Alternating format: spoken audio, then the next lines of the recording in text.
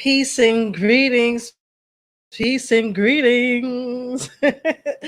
Empress Etoy here. Is my mic on? Is my mic on? So we are back with part two of Project 2025. Um,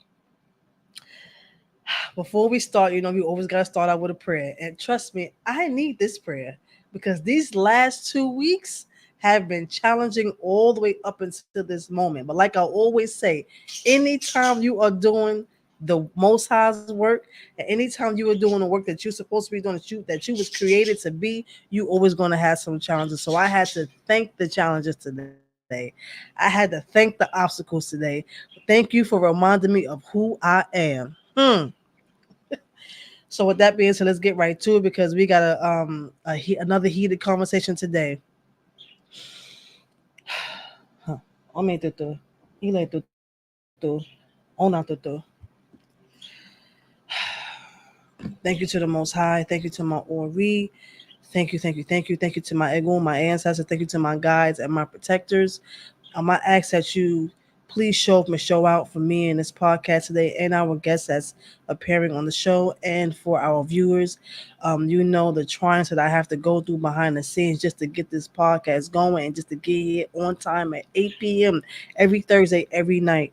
I ask that you please give me the words to say out of my mouth. May the viewers be healed from what we are about to say and informed, and close the doors for bad and open the doors for good.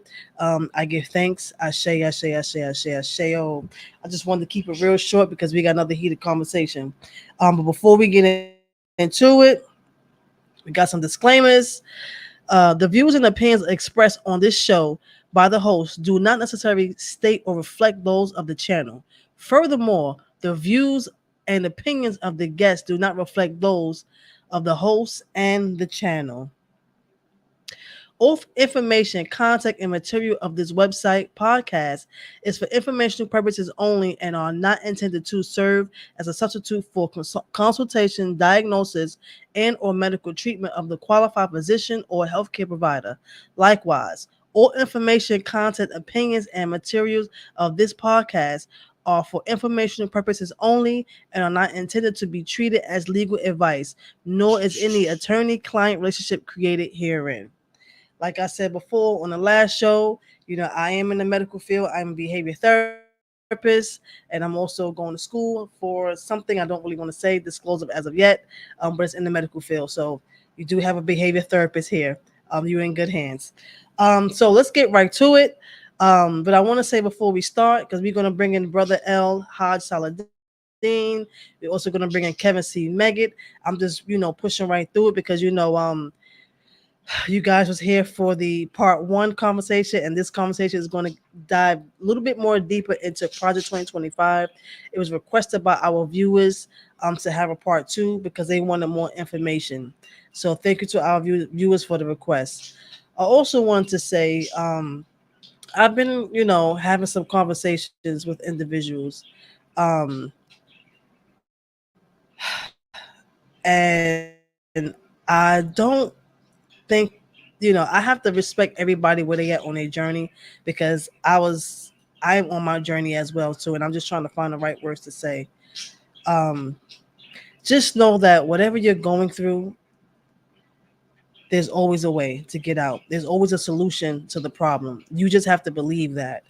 Um, Also, sometimes people don't respect your journey because when you say you don't really have the capacity for anyone else right now, people don't respect that. People want you to show up for you and don't care how you are feeling, but you have to show up for you. You have to set your boundaries because if you don't show up for you, no one else will. Please remember that. Also want to say to our parents out there, important.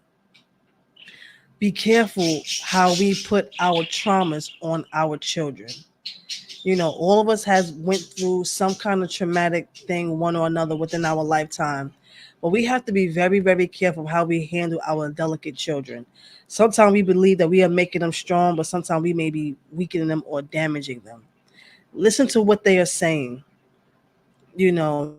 They are people too. They have opinions, they have hearts, they have feelings, and eventually they're gonna grow up one day. They're gonna have to deal with those traumas, and they're gonna come back to you and say, "This is what happened to me because of you." So please, parents out there that are that's dealing with healing their trauma, be careful not to put your trauma on your children, because eventually they're gonna have to deal with that trauma as well.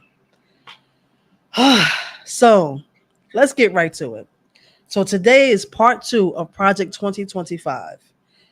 That's when the right wing think tank came together, of the government, and said this is what they're going to do when Trump is in the office. Again, this is part two because we had some requests from viewers that said they wanted more information. So I'm just going to get right into it. I'm not going to talk too much longer. I'm already 7 minutes into the show.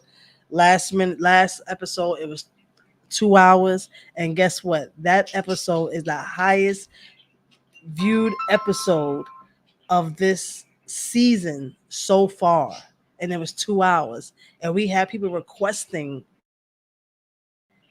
part two. So get your pen and paper. Um, Tune in, ask questions. We have El Hajj Saladin back, and we also have Kevin C. Meggett. And I'm gonna let them introduce themselves. Bring it to the stage, brother El Hajj Saladin. Peace be unto you, the audience. Uh, Bismillah ar-Rahman ar-Rahim. In the name of Allah, the Beneficent, the Merciful. My name is Brother Salahuddin, Al-Hajj Salahuddin. We always refer to ourselves as brother, and then the title. We always have to remain grounded. If you're the President of the United States, if I was the President, be Brother President. So I just want to make that clear. I'm going to now let Brother Kevin introduce himself so we can get right into this subject. Yeah, inshallah. Yeah.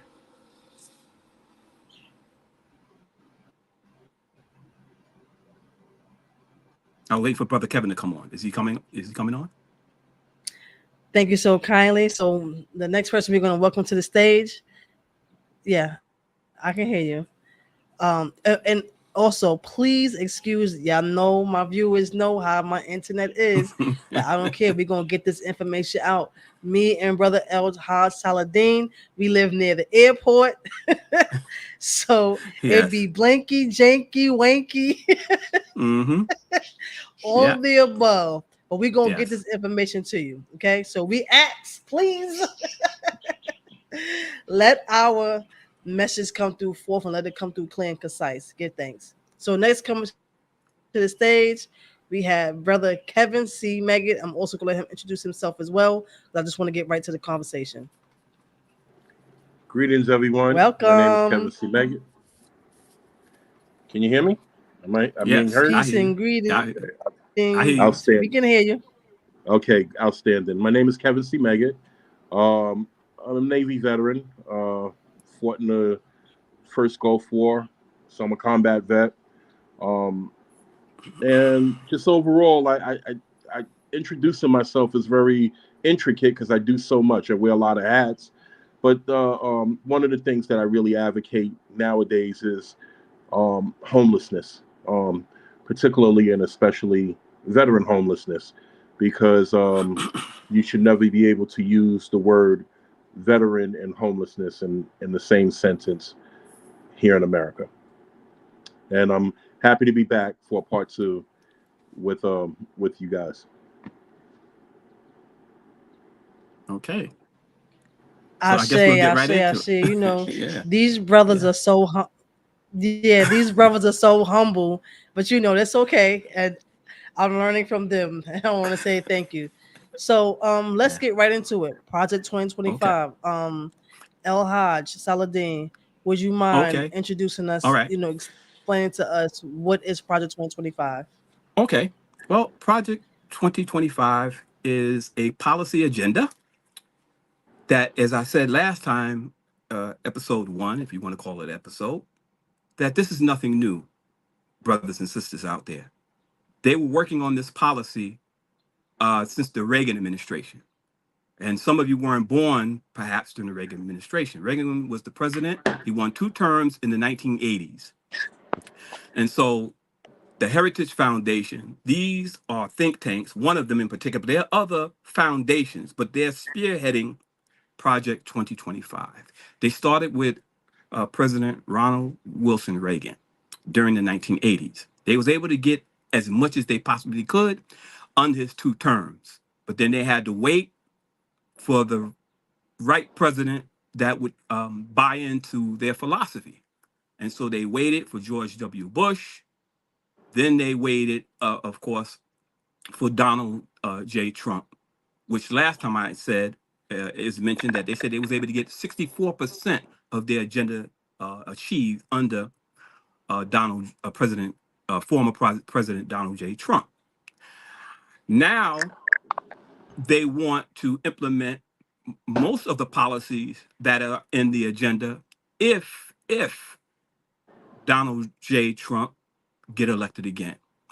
As I told our brothers and sisters out there, every president, whether they're Democrat, Republican, has a policy agenda. This is why it's so important that we vote our interests, not against our interests. When we vote our interests, we have certain expectations. And so Project 2025 is 900 pages long. I don't believe that Donald J. Trump, if he gets elected, going to read 900 pages. But there may be some things that he would buy into if he got elected. These political fights, if you will, didn't start with Donald J. Trump. As I said earlier, the Heritage Foundation and Project 2025 was started during the Reagan administration. Well, obviously, if Reagan was the president in the 1980s and we dealing with Project 2025 right now, that should tell you, as I said earlier in the last program, we as a people and the American people, we think no further than our nose.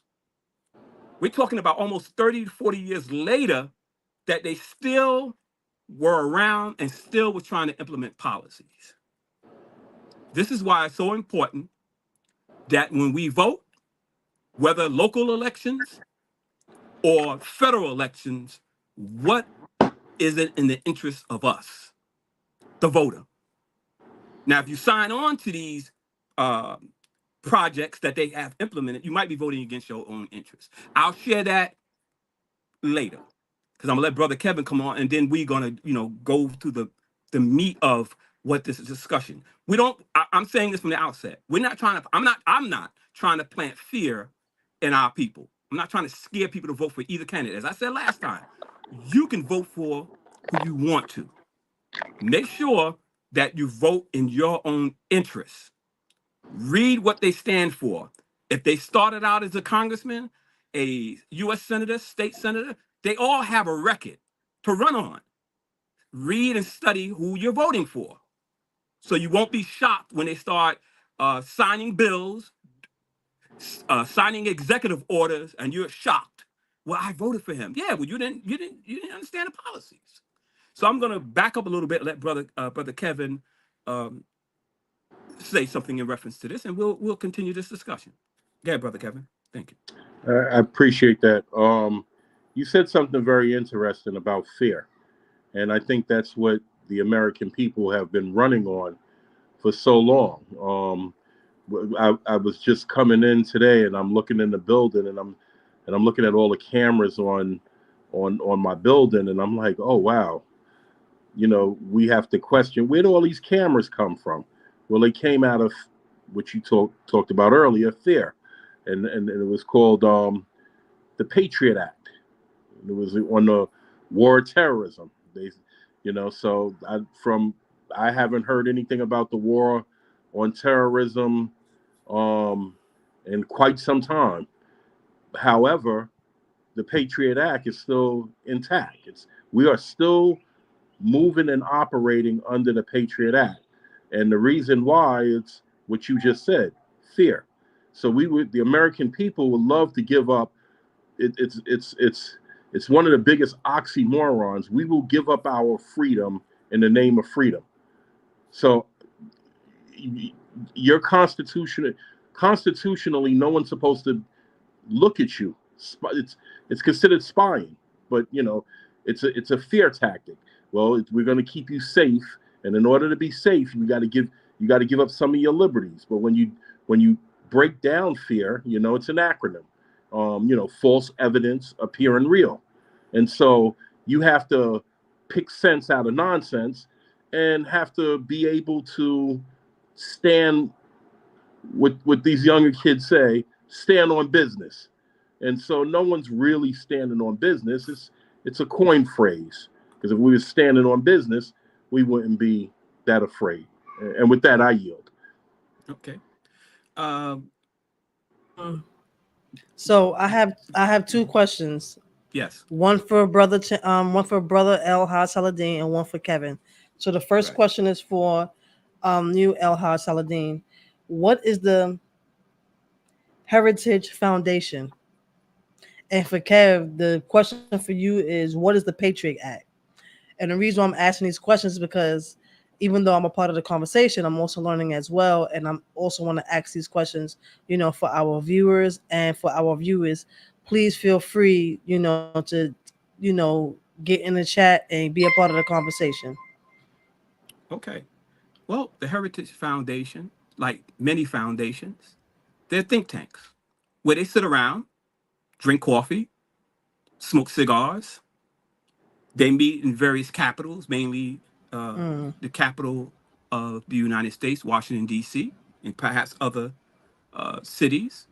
And they speak about issues that affect the country and how to maneuver the country politically through the federal government, through the judiciary, and through the legislative branch of government. Because we know constitutionally, laws are passed on the legislative level, whether it's the federal level, your congressmen, congresswomen, your U.S. senators. And then we have what is called local legislators in various cities around the country. Well, the Heritage Foundation, these are men and women who have a ideological bent to the right. I'm not going to go say they're far right, maybe center right and to the right, and they under different labels, conservative, Republican, and they want to steer the country into a position or a place, I should say, that they feel comfortable with. They were not. Let me say this: they were not comfortable with the policies, agendas of various presidents, whether they were Democrat or Republican. These battles that we're fighting, whether they're political battles and spiritual battles, these fights happened around 1865. And the reason why I say that is because during 1865, we had what was called freedom.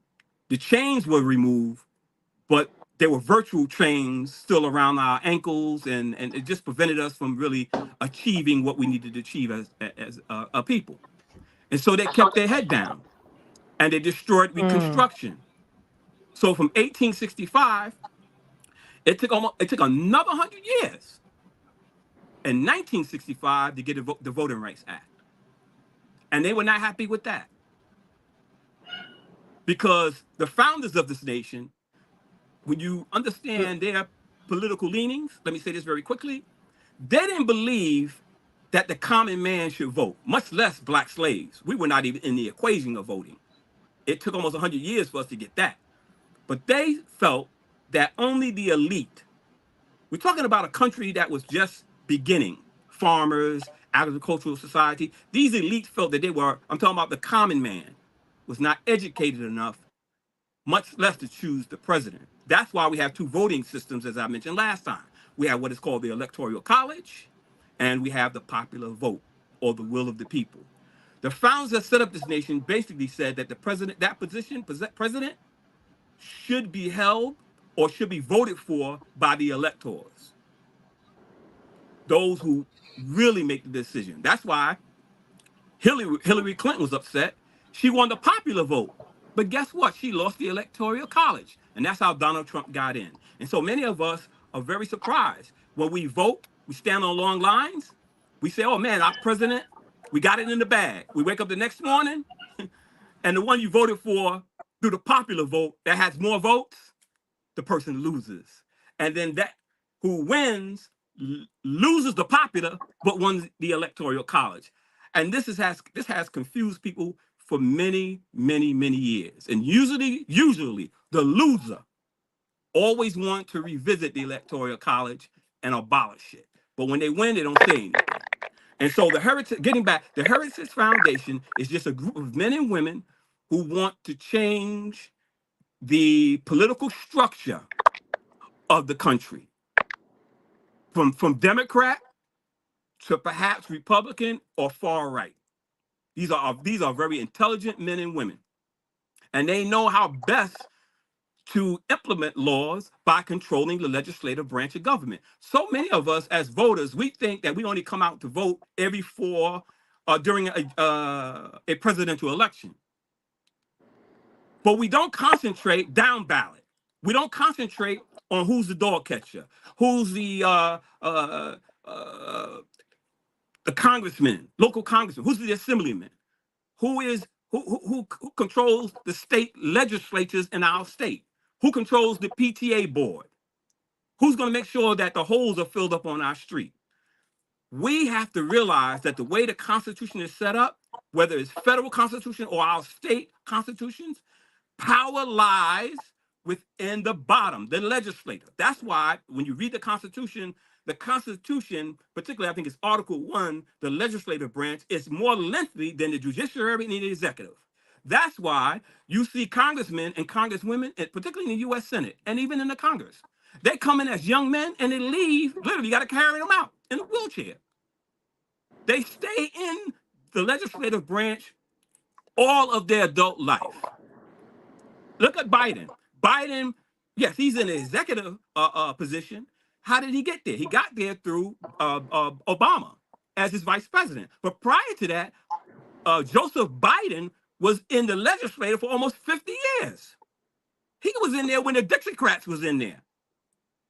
They will stand because they understand where power lies. Power lies at the legislative branch of government.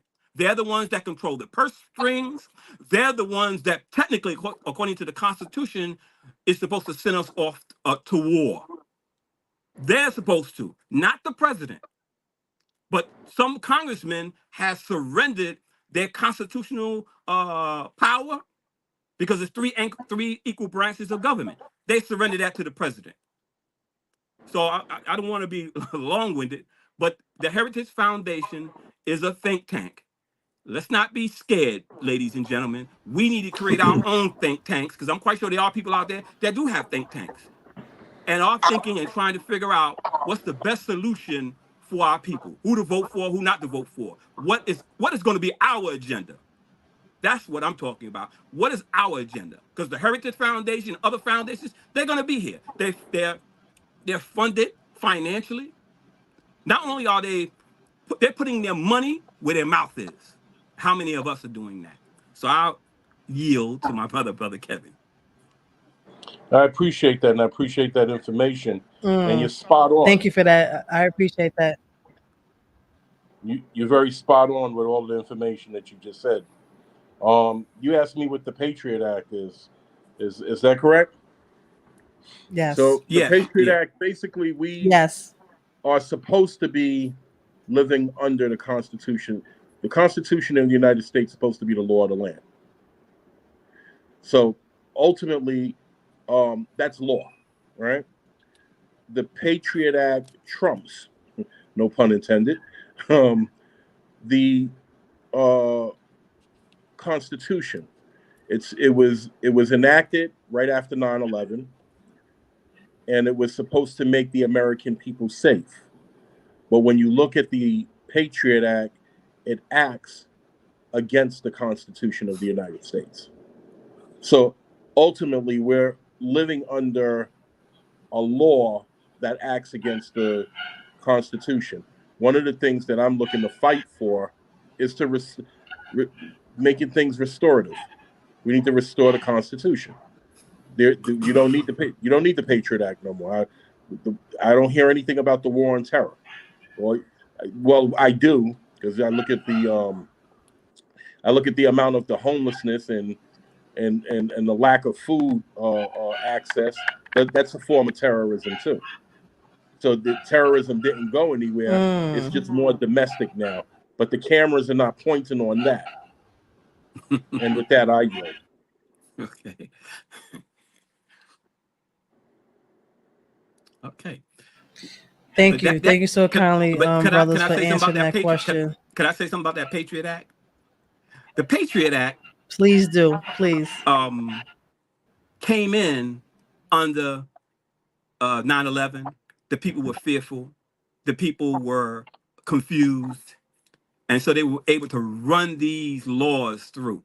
And let me say to the audience, um, President Barack Hussein Obama revised the Patriot Act. Mm-hmm. Yes, it was implemented under George W. Bush, but when it came up for to be Right. revised, the Mm-hmm. Democratic president signed it back into law. President Barack Hussein Obama. We have to understand, when it comes to certain policies, whether they're Democrat or Republican, they have the same agenda.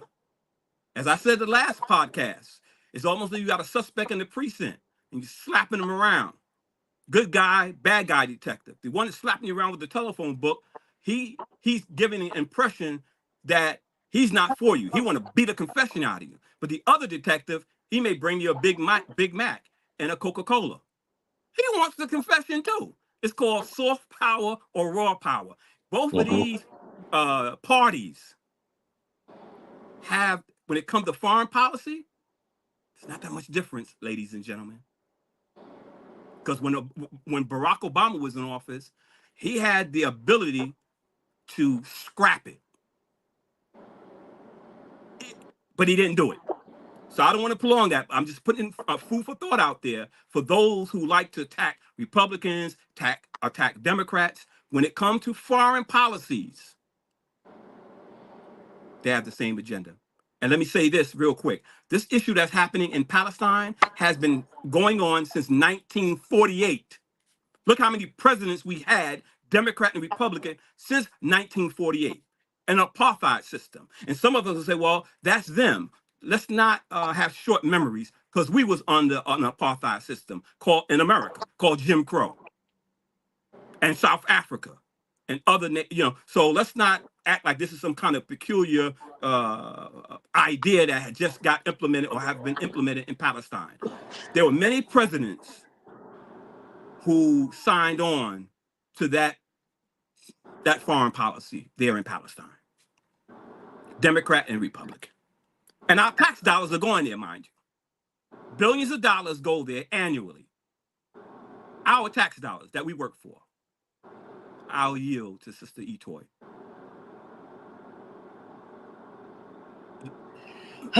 Well, thank you so kindly. I don't mind when y'all talk because I'm back here running the show. Okay. That gives me time to do this, do that. Yeah.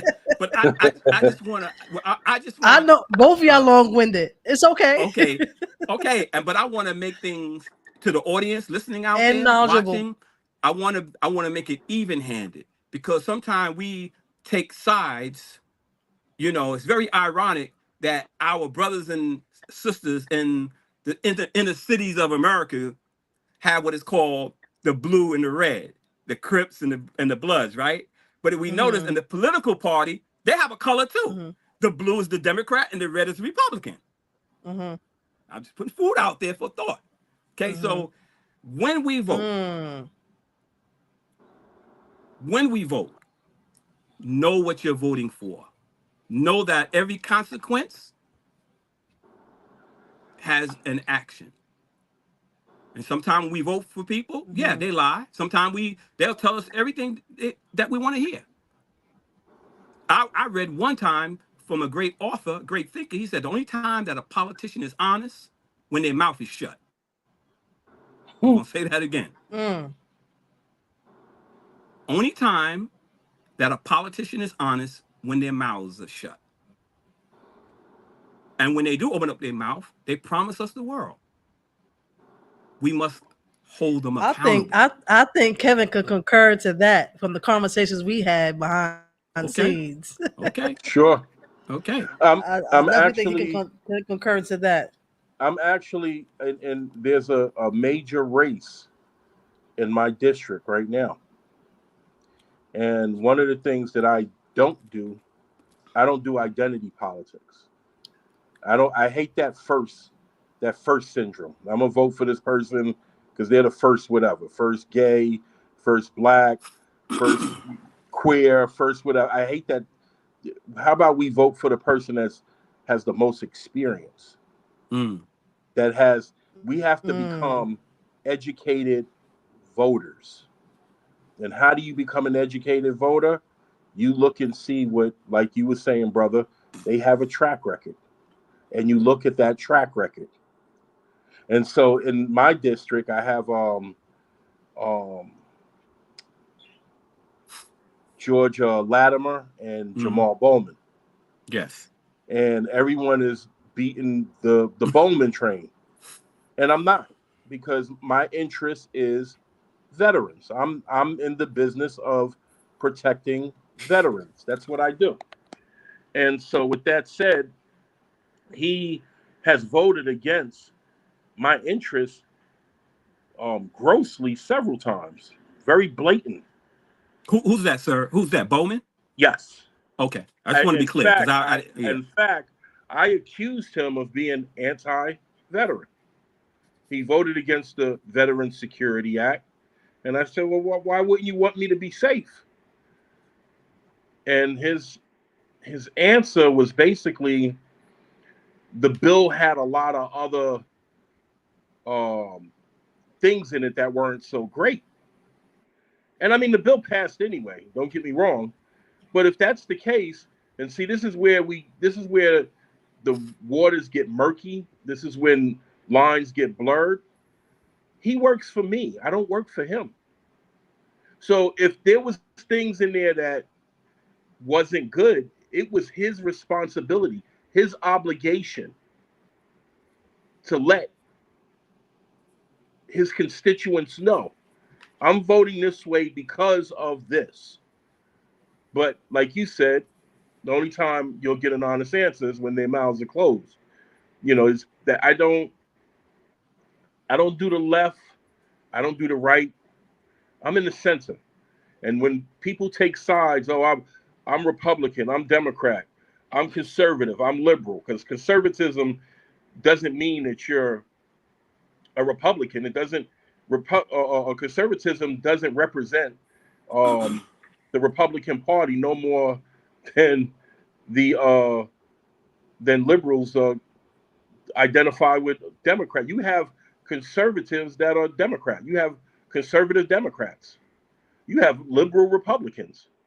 So the reason that these people put titles on names, and I want to be very clear about this, is when you hear, oh, I'm a progressive Democrat, or I'm a conservative Democrat, or I'm a liberal Democrat. What they're doing essentially is they're identifying themselves away from you, black man and woman. That's what they're doing. And so, quite honestly, I always thought, and shout out to Reverend Al Sharpton, but I always thought he could have done more with with National Action Network, because had he had the power, and he still maybe do, to create a third party with NAN, because they're all over the country. And that's what I think essentially we need. The Democrats have not treated us well, and Republicans haven't treated us well. And so we stick to what we do is we're like a bunch of battered wives. We stay with our husband that don't treat us well, because we don't know anything else. We don't know anything, we don't know better. I'm an independent. I vote based off of my interests and my issues. My issues and my interests is what I vote for. And if you're not addressing my issues, and if you're not addressing um, my interests, guess what? I have the I have the right to not vote too. I can abstain my vote just as well. And so sometimes you may have to hold on to power. What do I mean by that? You put an agenda. Black people, we put an agenda on the table. This is our agenda. This is what we want. You're not addressing it. Guess what? We're not going to vote this election. We're going to sit this one out. So now you're missing what, 40, 50, 60 million votes that could have gone one way. I guarantee you, if you did that, they'll have an agenda for you in 4 years. Someone will.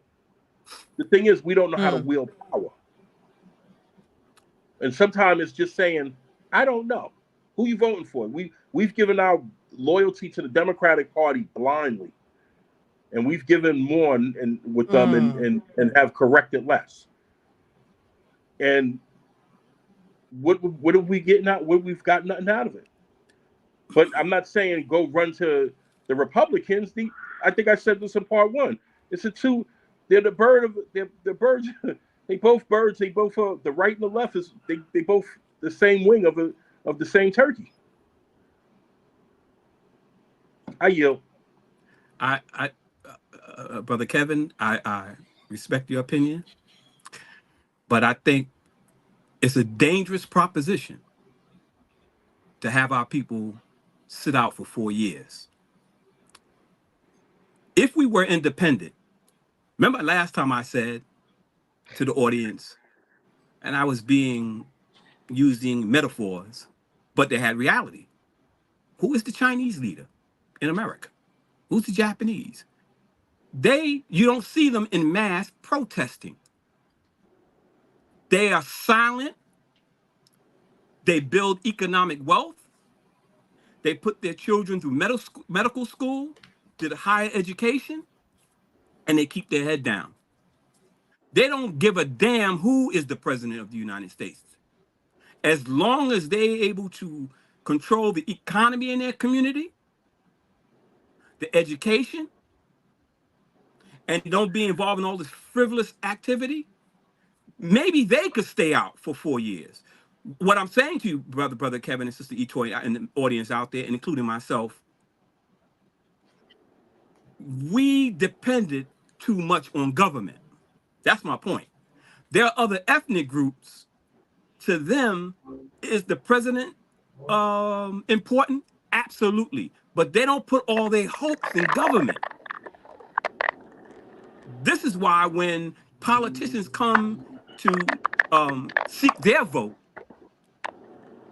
they usually come with their hand out, seeking money to their campaign.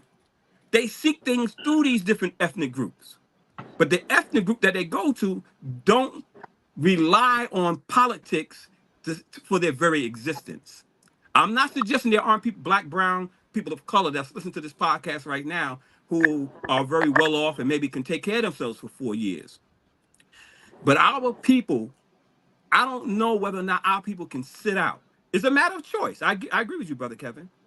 They have been taking advantage of us. It's like a woman being brutalized by a man, and she wants help, and every time you give her advice, she go right back to that no good man. And but we have to have a solution. And in those four, let's say we took the position that you held.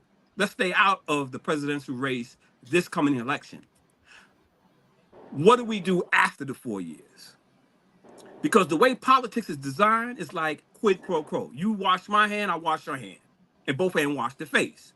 So let's say we sat out and Biden lose, or let's say Donald Trump lose. That political party may hold us responsible. And so when we ask for the holes in the street to be filled, when we ask for a little bit more gravy on our rice, I'm saying that metaphorically, the party may say, you know what? Y'all didn't vote for me. You didn't vote for me. Y'all cost us the election. Minister Malcolm said when he was alive, He said under the Kennedy administration, John F. Kennedy, he said he said that we were political cowards. He said no group of people will put a party first and they put you last. So if we're going to put them last by not voting, then what is the solution while we waited out 4 years? Because not only will we cause the president to lose the election, whoever that person is, I'm not telling people to vote for, the legislative branch may hold us accountable too, because they may lose seats, they will lose the party majority, and the Congress, they're at the local level of government, meaning that your congressman may be your neighbor or whatever. On the legislative branch, they are close to the people, and they may hold us accountable. It's a gamble, brother Kevin, to sit it out for four No, years. and I totally hear what you're saying. I'm thinking it should be used. I don't think any tactic should be taken off the table.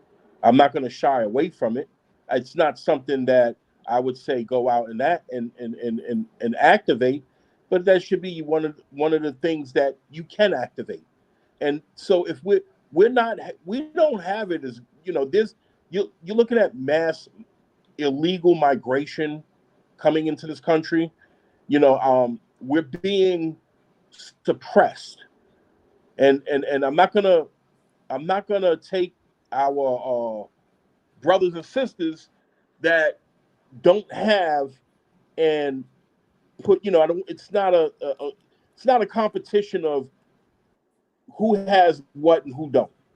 But what I stand very firm on is principle and law, and especially law. And I think my biggest issue with the illegal migrant issue, and this is not just coming from brown communities, but I'm even talking about Ukraine as well, because we've given them way more goodies than we've given brown brothers and sisters that came into the country. It's I'm looking at people who've come here legally. It's a slap in their face. I'm looking at veterans who are homeless, who America is supposed to be home of the brave. The brave is crippled, crazy, and homeless. It's unacceptable. And so, how do you hold someone accountable? We're going to be talking about holding them accountable. You cannot take what I just said off the table and holding that. That's part of holding it. Either you either you come up with something for us, or it's or this is what we are prepared to do. You don't just do it. You let them know I'm about to do it. And so if that happens that way and you lose seats, and that's where the chips lie. Like, you can't mix the oppressed with the oppressor. You can't. So you can't tell an oppressed people how to get your oppressor off their back.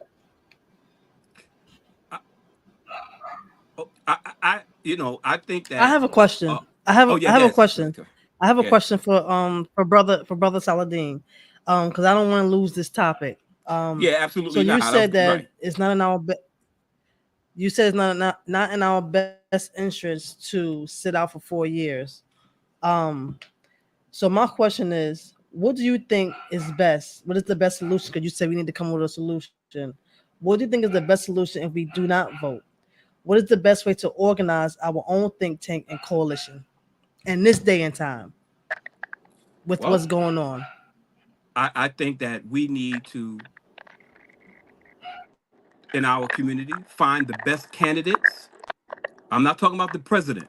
I'm talking about the local level. Right. This is why the Republican Party, there's 50 states in the United States, over 30 legislatures are in the hands of the Republicans. And they determine law on the local level.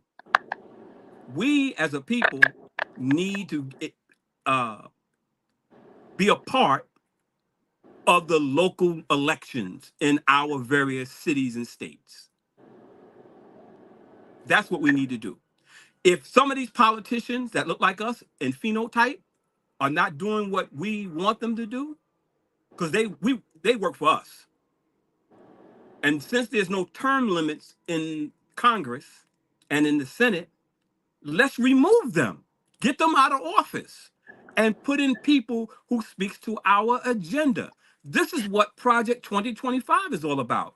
They are about removing people and setting their agenda. They're not crying about it. They understand the levels of power.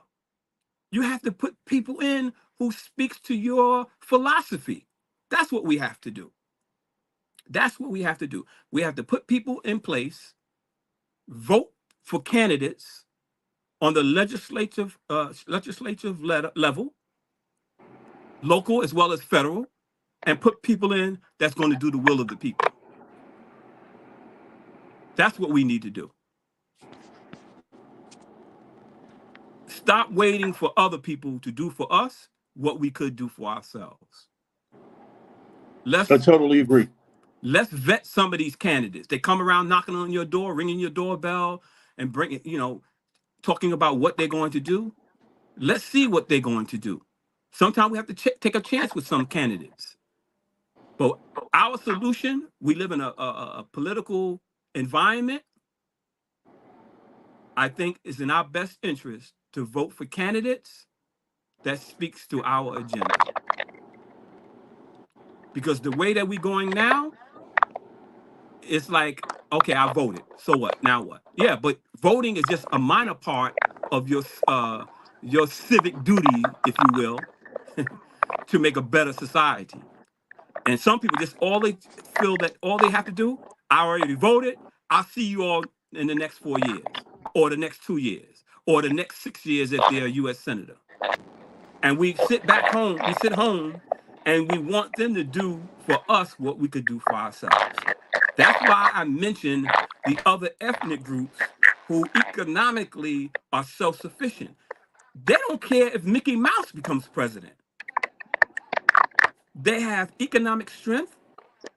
They have political strength. Some of them can probably leave this country, go back to their country of origin, and never have to come back to the United States of America. But the people of color, mainly black people and brown people and some poor whites, don't have that luxury. Most of us don't even have a passport. And I agree with you, Brother Kevin. Some of these politicians never served one day in uniform. Obama never served. Joseph Biden never served. Donald Trump never served. I'm not suggesting that to hold elective office, that because that in the Constitution, that's not a criteria.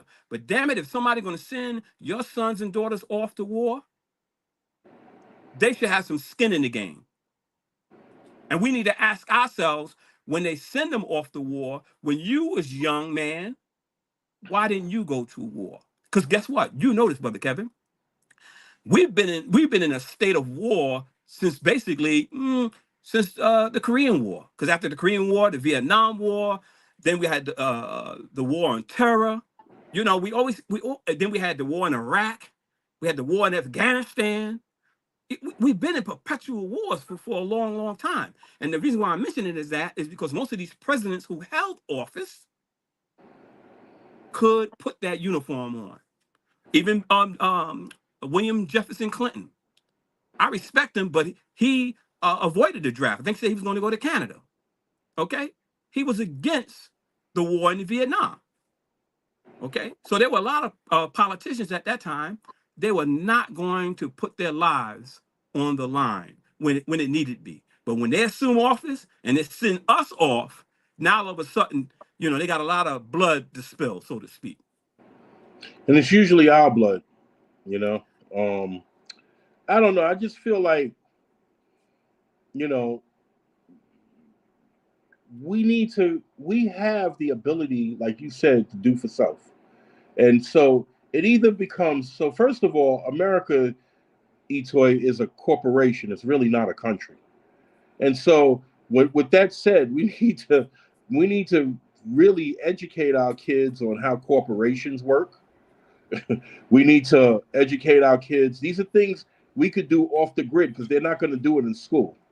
Matter of fact, they just now you don't need a what is that? A regents. You don't need to take a regents exam to get a high school diploma anymore. So what they're doing now is slowly but surely dumbing us down more and more and more. So, but it's not their responsibility to teach our children. It's our responsibility, and we need to teach America's two things. America is a corporation, and it's a capitalist corporation. So, if this the law of the land is capitalism. So we need to be teaching our kids how to be responsible capitalists. That's what we Yes. really should use. So if we're looking for solutions to the problem, one, teach our kids what money is. It's an instrument to do that could do some amazing things other than buy bling. We need to start navigating our children away from the entertainment and athletic division, because we need more folk that look like us in national security, foreign relations, global affairs, so we could make sense of. We don't know what's going on around the world. We don't.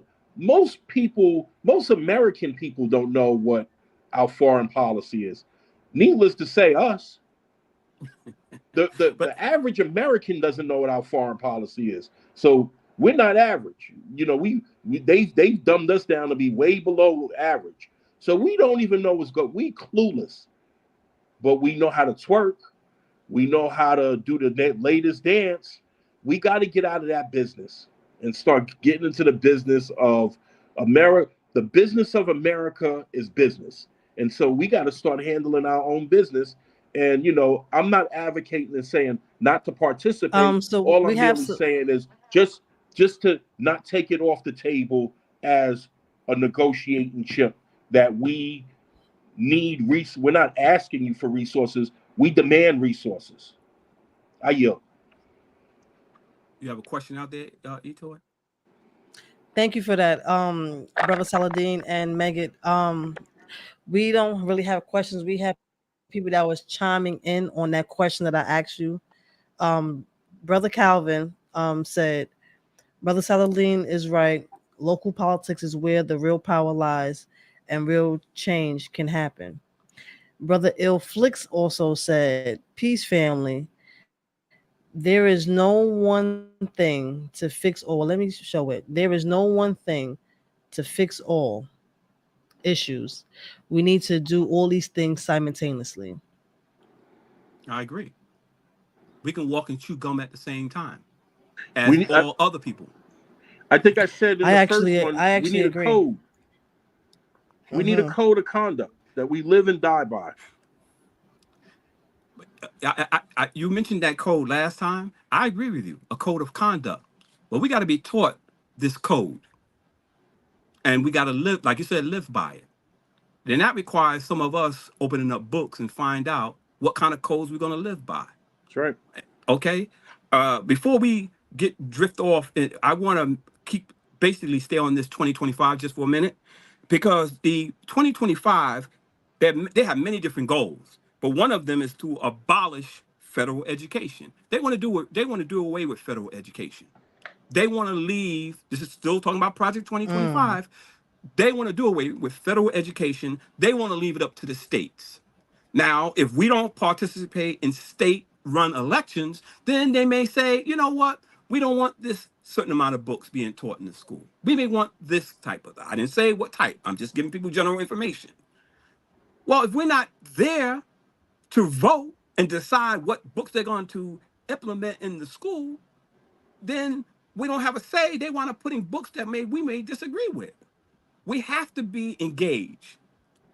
And so part of 2025 is the abolishment of federal education. And guess what? The main key is to get rid of the LBJ Great Society. Now, LBJ was the president of the United States. Most of us wasn't born then. I was born then.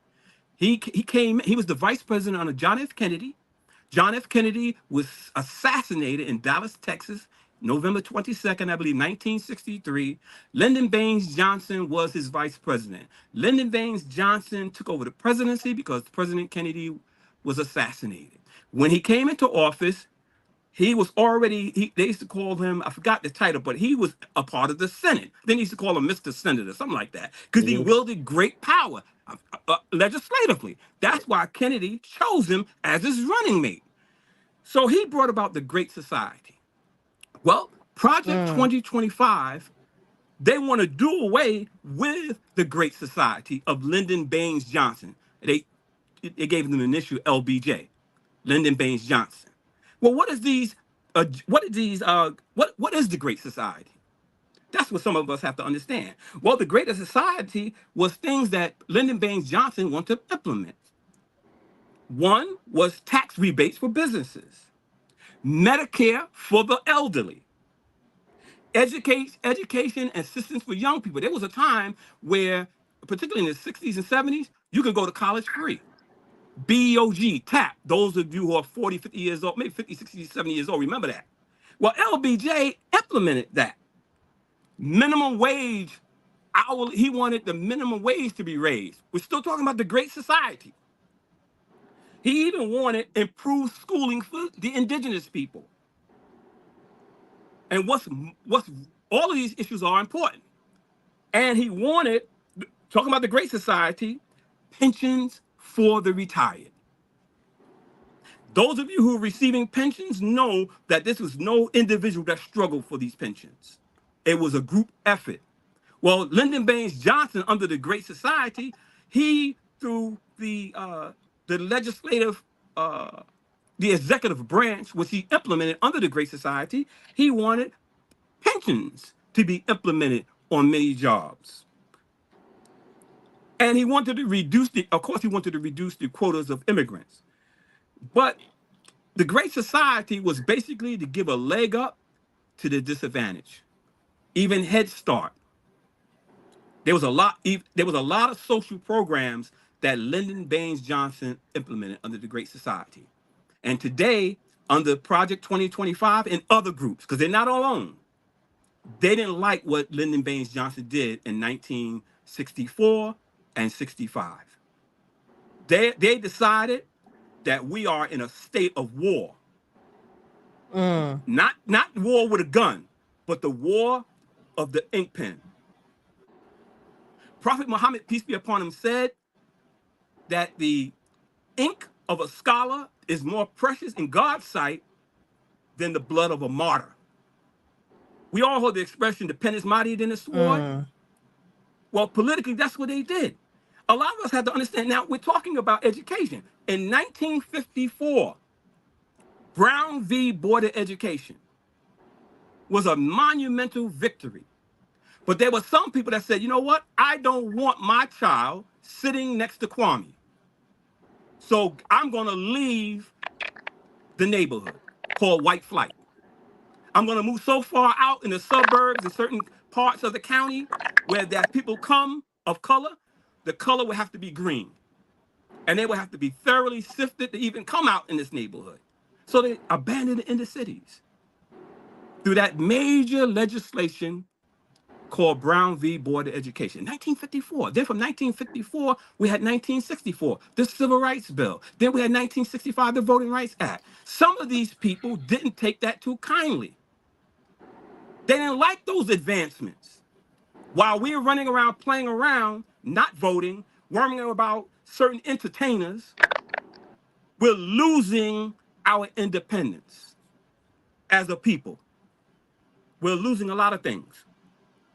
And so it's all about gutting the administrative state. They want to gut the whole country. I'm talking about Project 2025. That's what they want to do. They want to gut the whole country and start over again. That's what they want to do. And they're going after those who claim to support woke agendas. All of these things they're not happy with. And I'm going to say this again to the audience. It's not just the Heritage Foundation. It's not just Project 2025. There are many policies. There's other think tanks that are not on the radar screen. They want to bring us back to pre-Civil War, politically. Politically. That's why we have to think and strategize of what we're going to do.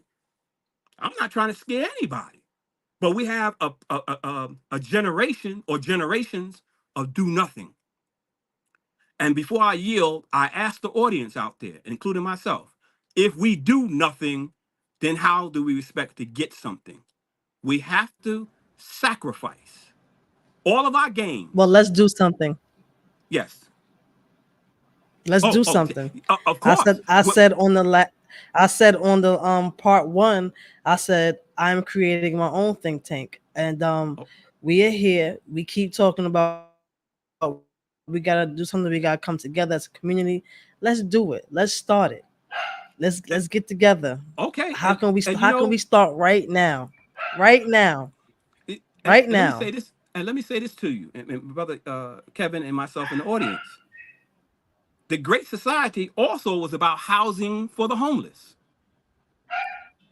Lyndon Baines Johnson had really, as far as they was concerned, gave up the country. What's wrong with giving housing to the homeless? What is wrong with having people who in their late years have Medicare? What is wrong with you work on a job 20, 30 years driving a bus and you don't get a pension? These are the things that LBJ implemented called the Great Society. So when you hear that term, well, we got to do away with the Great Society, you have to ask yourself, are any of those policies that they want to get rid of, am I benefited from it? Is auntie benefited from it? Grandma, am I benefited from it? Remember I said earlier, sometimes we can vote against our own interests. If someone says that we got to do away with the Great Society, and you understand what the Great Society is, you can vote for that person if you want to. Know that you're voting against your own interests. That's why we have to ask tough questions. I don't. You So speaking? I don't hear you, brother Kevin. Yeah, yeah. Go ahead, Etoy. you muted, Kevin. Let me unmute you. I had to Yeah, go mute ahead. you. You had some static coming from your end. Sorry. Yeah. So these uh, Well, issues. let me Yeah. unmute him. Okay. Yeah, because he need to. Go Okay, ahead, like I was Kev. saying, like, can you hear me now? Yeah. Yep. What Yes. one of the things I never understood how black folk could identify with the conservative party, because the root word of that word is to conserve. And everything that you're saying right now is things that are not, I could argue, are not civil rights, but those are human rights. To be able to work and retire and have dignity and have an income, that's not a civil right, that's a human right. And so, like, when you look at conservatives, just genuinely, you're looking at a bunch of folk that had um, ungained wealth, and they're conserving it. You know, um, they didn't earn income; it's unearned income. So you have people in this country that are super duper wealthy that never ever ever earned anything. It was just given to them. And it's just, it's crazy because while we sitting around figuring out how to um, navigate through this system, one of the things I think is very interesting is that um, do either one of you know who your great great great great great great grandfather or mother is? No. Probably not, right? But someone like Heinz or Johnson and Johnson, they may know theirs because they're still eating off of their money right now as we speak. And that's interesting. So part of any conversation that we have to do a think tank has to have a huge inflated economic development part to it, because that's how people remember people. They know who their seventh, eighth generation grandparents are because they're eating. They get a monthly allotment for that. Mm-hmm. So That's one of the things that we have to do. I just thought it was very interesting that you were talking about all the things that we should have that are human rights that we don't have because conservatives block it. But they're, when you look at why they block it, they're blocking things like that because, you know, capitalism feeds off of poverty. It's just that simple. So, I don't know how that's, The question, while the we sit there, question is, the question is, are we ready? I'm so sorry to cut you off because now that I, that's finished fine. doing, I had to do behind the scenes. It always take me about this long to get everything together because I want to send it out to everybody. Yes, Are yes, we ready? absolutely. Are we ready to have our own think tank? Or do we have the knowledge? Do we have the backing? Or do we have the support of each other? Because if we're going to create our own think tank, we cannot have the crabs in the barrel mentality. We have to like really pull together and pull all our resources together and really come together on this thing and really think about the future. Put all the differences to the side. Forget about what socioeconomical you are. Forget about if this person is part of this community. Forget about this person live here. Like we need to think about us for once and actually pull together. And can we actually do that? I'm willing to do that. Are y'all willing to do that? Do y'all I think? Do mean, y'all really think that we can do that? I, we I can. We have. I See, y'all mean, don't sound too confident. well, here's what's crazy. Let me explain something. I think it was easier to do it in the 50s and 60s. To be honest with you, we were forced to do it. We had no choice but to do it. But But we so being now you forced to get do it people. now with Project 2025. We're not really forced because in some cases you're going to always have. So racism's first cousin's name is class structure. So not we're not all in the same class per se. You know what I'm saying? Like in other I'm words, sorry, I have to disagree. no. I I'm gotta talking disagree. about See, I'm when I here say that I'm now. talking I'm about part of the conversation now. yes. Go ahead, because No, I. Mhm. I'm talking about the perception of society. If you're walking in if you're walking in a high end store and I don't know, Oprah Winfrey's walking in a high end store, or if I'm walking in a high end store, Michael Jordan's walking in a high end store, who is most likely to be probed? We That's are. classism. But the root of it is racism. You only probing me because you think that I can't afford it. It's about perception. See, we don't own and Mm. control anything. We consume everything. So we don't even own and control our own problems. That's sad. I See, say, all right. uh, okay. Hold on. Sorry, I gotta Yeah, do no, go this. ahead, go ahead. I'm so No, sorry. no. You got Um. to do your job. You got to do your job. Yeah, I sat back for a whole hour. The conversation go. Okay, Now I'm okay, ready. I'm all right, fired up. all right, okay, Um, okay. Okay. I agree and disagree, but I think that we have to get ready in order to stay ready. So are we gonna just sit here and just keep talking about it, or are we just gonna do what we gotta do? And it's not gonna be easy. It's not going to be, all of our great leaders that came before us, it was not easy for them to do the work that they did. So we are next up. We are here in this time. So are we going to sit back and continue to talk about it when we have all these resources? I have two brothers here with some great resources. One is has an initiative with the White House. Kev, the other, is always, doing work with the UN and going back and forth to Mecca and doing things with over the United States. El Hajj Saladin. So it's just like, how can we just sit here and we have all these resources and all this knowledge and we just gonna sit here and just talk about it? So we gotta come up with a solution. What is the solution? Let's create our own thing tank and get this done. So we don't have to be blindsided. So we can be prepared. Don't make that face, Kev. No, I'm just Don't make that face. all I I'm merely digress. saying, all I'm merely saying is that we're not gonna attract 100% of everyone that wants. You have to attract like-minded people. I had to learn that the hard way. I really did, because I was like, yo, we could do that, and you get deflated. You're like, wait a minute, this person is not on the same page that I am.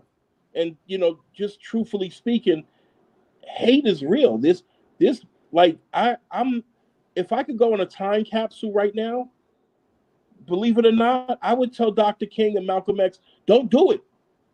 Your sacrifice, we squandered it. We squandered your sacrifice. Don't do it. I'd rather have you in our society than, because in the end, look at what we did with this dream, and look what we did by any means necessary. We didn't utilize it. So I'm huge on codes. Like, I think the code we should, if we're gonna do anything, let's figure out what this code would look like, right? Because you could take me out or any one of us out, right? But the code still exists. You can't kill a code. And historically they've executed our leaders, and then we were left to drugs, prostitution, gambling, just less than human behavior. But if we are all codified and we have the same exact code, it's hard to kill a code. That's all I'm saying. We could do it. I'm with you. Let's do it. But let's be intelligent in doing it. I agree with you. I agree with you. I agree with you, but I disagree is on a little part, as far as I don't give a damn about a hater at this point in my life. Right. I No, but cannot you let have other to, because they're people stop dangerous. me They could be and very stop the dangerous. mission. They could be But very dangerous. I do see, care I about them. can't think with that pessimistic attitude. I can't I can't think with that pessimistic because the energy that I'm elevating on, and that's what I'm worried about, then that's what I'm gonna attract. As long as I do what I have to do for myself and stay covered and protected and grounded, they could do whatever they're gonna do. Long as I'm doing what I'm supposed to do. Because when you are doing what you, like I said in the beginning, when you are doing what you're supposed to be doing on your path and you are very passionate about it, oh, your ancestors and You whoever you can pray to is going to make sure we could that we you get to where you need that's to go. debatable, because as soon as Malcolm X stopped frisking people that came into the mosque, you gotta have that pessimism. You gotta have that. I'm sorry. Had he not dropped that, he might have still been here. Perhaps. No, no, So I'm nobody, not gonna. nobody's not And he was saying. doing I'm not saying everything. not to cross every T and dot every I. I'm not But saying not to cross every T and dot every I, Kev. Yes, I'm gonna let you talk, but look, two seconds. no, After no, go this, you ahead, can say what Sister you gotta Etoy. say. No, I'm no, go not ahead. saying Go ahead. I'm not saying we can't cross every T and dot every I, because number one, from I think I told you my dream a few years ago. I don't want to say out here like this, but I'm going to need people like you. You feel me? I need somebody like you. I'm gonna use the haters. Yeah. You hate all right. I need you to talk about it. I need you to hate so you can get that word of mouth out there. We gotta be alchemists and learn how to turn that energy and make it work for us. That's what I'm saying. Like, we are so powerful and so great. I don't have time to worry if this is what's on my heart and this is what's in my mission. This is what I'm gonna do. So when you talk about as far as you need that pessimistic, yeah, I feel you on that point. So that's what you're gonna be there for. You're gonna be there to make sure that, and third That's a doesn't fact. happen. Doesn't happen with your militant, because both of y'all from the military. You feel what I'm saying? So we're just like, we cannot let not one little thing or two little things, maybe three, stop us. So my point is, by the time we talk about part three, we need to have a little sit down, talk together, how we gonna build this community. That's what I'm saying. I'm ready to get it going. I ain't got no time to be, worried and scared about nobody. And I digress. Brother El Hajj Saladin. Well, let me say this because there's a lot to unpack. In order for us to have a code of contact, a code uh, of thinking, belief, we have to study. We need the right books in our possession. Mm, There are mm-hmm. these As I said earlier in this podcast, there were enemies of ours right after actually before 1865. I'm talking about an ideology, a perspective that they kept it going. It was a political movement, but not only was it political, they needed people who had wealth to maneuver certain policies. We didn't do that as a people. As I said earlier, the last podcast, there's a book called Power Economics by Dr. Claude Anderson. In the I back of the have it. book, he mentions two successful black You leaders. say it again. It's called Power Economics. Power Economics by Dr. Claude Anderson. He wrote several books, but that's one of his latest books. It's been out maybe 3 or 4 years. It's called Power Economics by Dr. Claude Anderson. Matter of fact, let me see. Do I have it here somewhere? Yeah, Okay, let me Lord get it and Anderson. show the audience.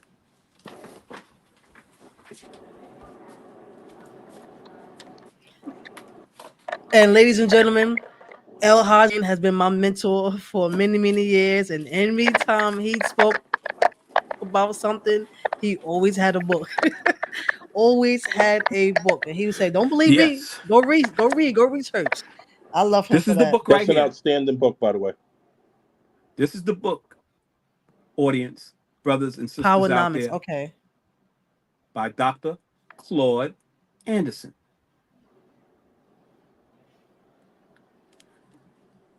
I'll put it up again, Okay. show it again to the audience. Wait, I'm gonna put you by yourself. Keep it up for 1 second. Okay.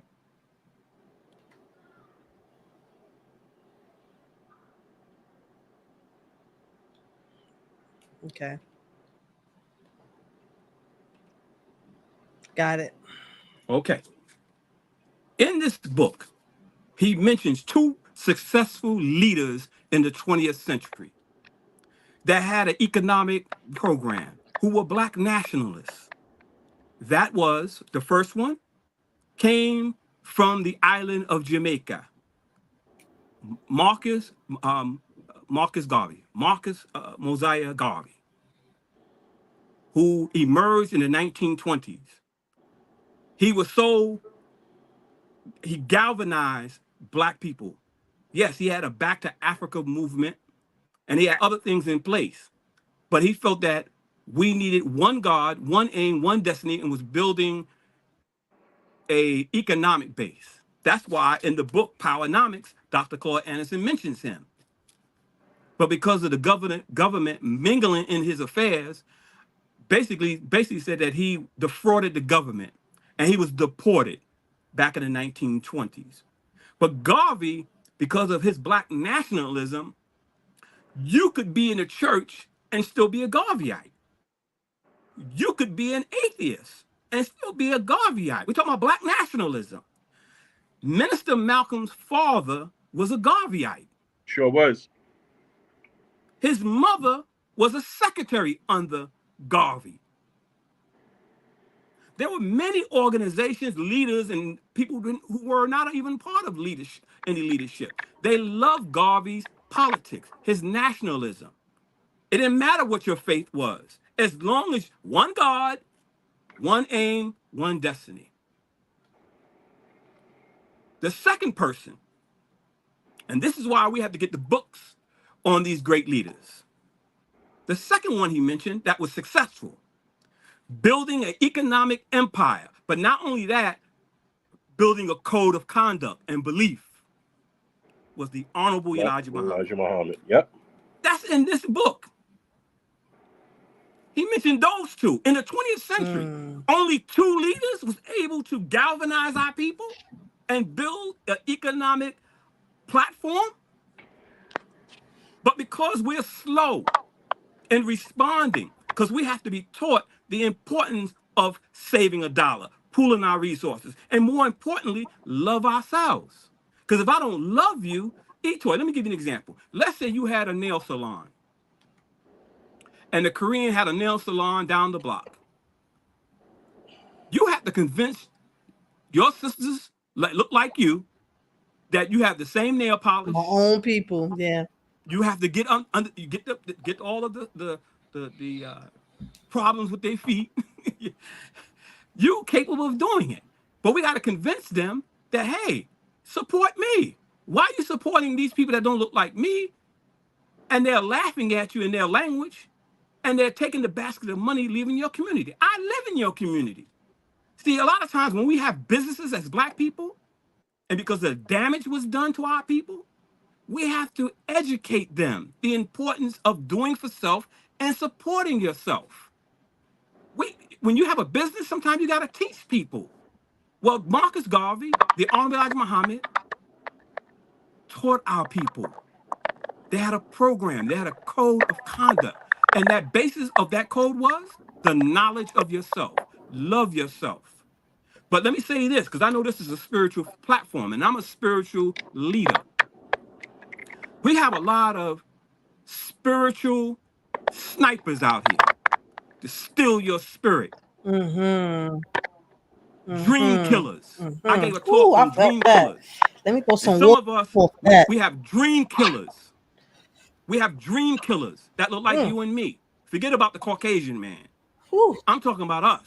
Sometimes we have Mm. children that are visionaries, and we tell them, no, Mm. you can't do that. We kill our own delivery, our own deliverance, because we've been bogged down, way down spiritually to the point that we think we can't do it. So when we have a leader or Mm-hmm. leaders like Marcus Garvey, the Honorable Elijah Muhammad, and they had students. They were the trunk of the tree, but they had branches. Many leaders emerged out of these two groups. I don't have time to go into their names. But Mm-hmm. because we were slow, and because we had the slave mind under colonialism, we have a defeatist attitude, and our spirits have been zapped. And anybody that emerged among us with a dream, we kill the dream because we don't think we can do it. And how can we, as believers in the creator of the heavens and the earth, believe that what God did for those people in the Bible and the Quran, if God is a living creator and he's willing to help the oppressed, why wouldn't he want to help us? But we have to be Mm-hmm. in touch with this higher power. And let me say this before I yield. We have this expression where Dr. King said it's not about wearing the cross around your neck. He said it is about bearing the cross. A lot of us don't want to do the work. It's difficult to Mm. even try to teach your people the importance of supporting your business. Because some of us, we don't come open our business on time. We give them spoiled chicken and spoiled service. We have to know the sensitivity of our people. Mm. Our people, all they need is a reason not to buy your chicken. All they need is a reason why they don't want you to polish their nails, because of the damage psychologically. And so those two leaders, they Mm-hmm. understood they got to get in your head before they get into your pocket. But the enemy has already been in their Mm-hmm. pocket, and they feel, well, I'd rather give it to him rather than give it to you, because guess what? Ends are nobody. I don't want to use that. Do you know what I'm saying? The end is nobody. I don't want to see Brother Kevin live comfortable, because niggas are nothing. Well, I used it anyway. Y'all, we are nothing. And so let me say this. All of us, ladies and gentlemen out there, we live under the cross. No matter where you live at, it's called the crosswalk. On your block, when you go to your corner, Mm-hmm. you have a cross. I'm talking about symbolism here. We all live under the Crossroad. cross, Me fero right? funa lekpa. And today's So, your feast day. and so all Wow. of us live under the cross. But the question I ask, ladies and gentlemen out there, are you going to be the vertical line or the horizontal line? There are two intersecting lines. And I would hasten to say, ever since they put their damn hands on us and brought us here to the Americas, we've been under the cross. The cross, symbolically, is suffering and death. And 2,000 years ago, when Jesus walked around Palestine, and others, when they saw that cross that the Romans put in Palestine, they knew what that meant. It was to squash and kill liberators. So in 2024, we have to ask Mm. ourselves, they're more sophisticated now. They call it, and you know that as a veteran, we have you in our crosshairs. Knows that word, crosshairs. They had Dr. King in the crosshairs. He died by a weapon. They killed Malcolm with a weapon. The crosshairs. They do a sophisticated way of crucifixion. And so as long as we are under the cross, we have to ask ourselves, what line are we willing to embrace? Because most of our neighborhoods are horizontal, not vertical. Other people come in and they build vertical industry, 50 floor buildings, while we still think horizontal. We still think dog-like. Mm-hmm. I'm talking spiritually. I don't want to get too spiritual, but I understand this is a spiritual program. Our problems, as I said earlier, is from the neck up. It's spiritual. So with that, I'll yield. Do you have anything you want to say? Because I want to say something, Kev. Actually, I'm just gonna. I'll be real quick. Brothers, he's spot on. Um, we're in a war right now, and the war is we're and the war is really on us. The war is here at home against economic inclusion, um, racism, um, um, and you have people that are snipers, sniping at us spiritually, sniping at us economically.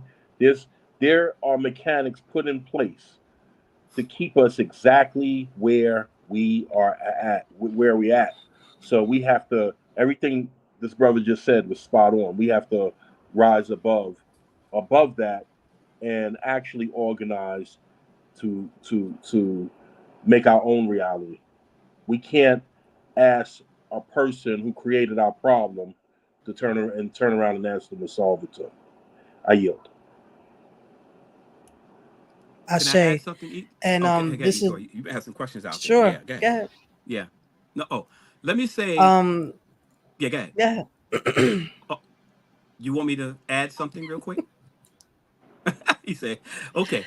Well, Go ahead. okay, okay. We're talking about spiritual dream killers and people that take the very life of us spiritually. That's why we have to protect our soul. And some people are willing to give up their soul. And now in this generation, sometimes they want to rationalize, well, I'm just going to give up maybe 20% of my soul. And the other 80%, I'm going to keep to myself. I don't know how you put soul in percentages, but this is the generation that we're dealing with, Hmm. all right? Right. You can't, the soul is the very essence of who we are. That soul comes from the creator. But uh, while I have to mention this book called the Quran, because we read this book prior to them putting their damn hands on us, the Quran says that Jesus and his mother is a sign. I'm not going to go into all of that, but the cross is a sign. Notice what they did. They nailed his hands. That's a metaphor for you can't build if I got your hands nailed. I nailed his feet where you can't walk from one persecuting environment to another. And then they didn't stop there. What did they do? They put a crown of thorns on his head. So he bled out. Is basic common sense. All of these things are symbolic of metaphors that Western civilization did to people of color. Yeah, they hanged us on trees. That's a form of crucifixion. Putting policies that were implemented without any judicial review. There were race mobs that killed our people without any court of justice. They would deputize themselves. This is the world that we lived in. Are things better? Absolutely.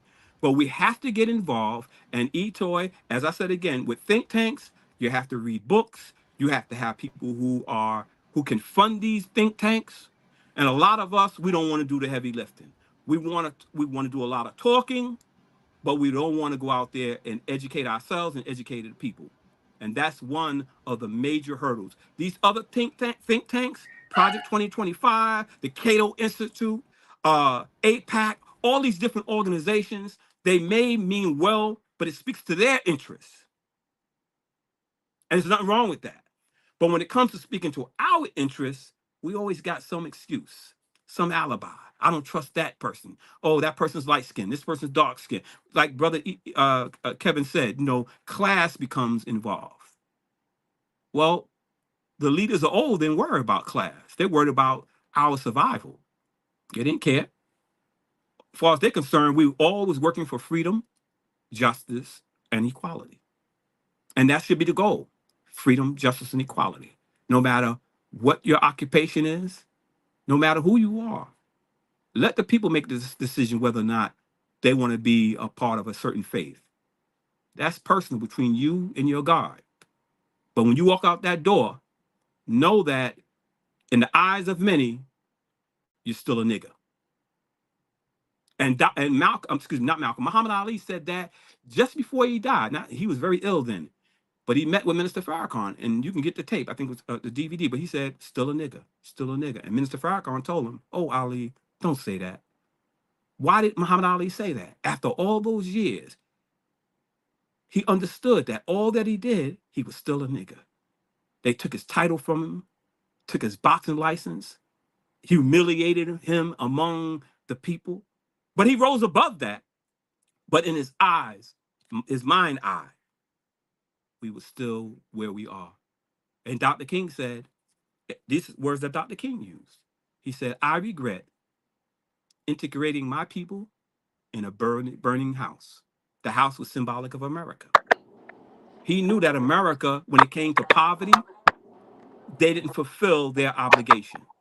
Remember, Dr. King was present during the 1965-64, because Dr. King was assassinated in 1968. He saw those gains, but he understood that these was just laws and that there were certain people that didn't like those laws. And that's where we get to Project 2025. Project 25 is nothing new, brothers and sisters. It's policies that they want to erode. They want to erode the federal education.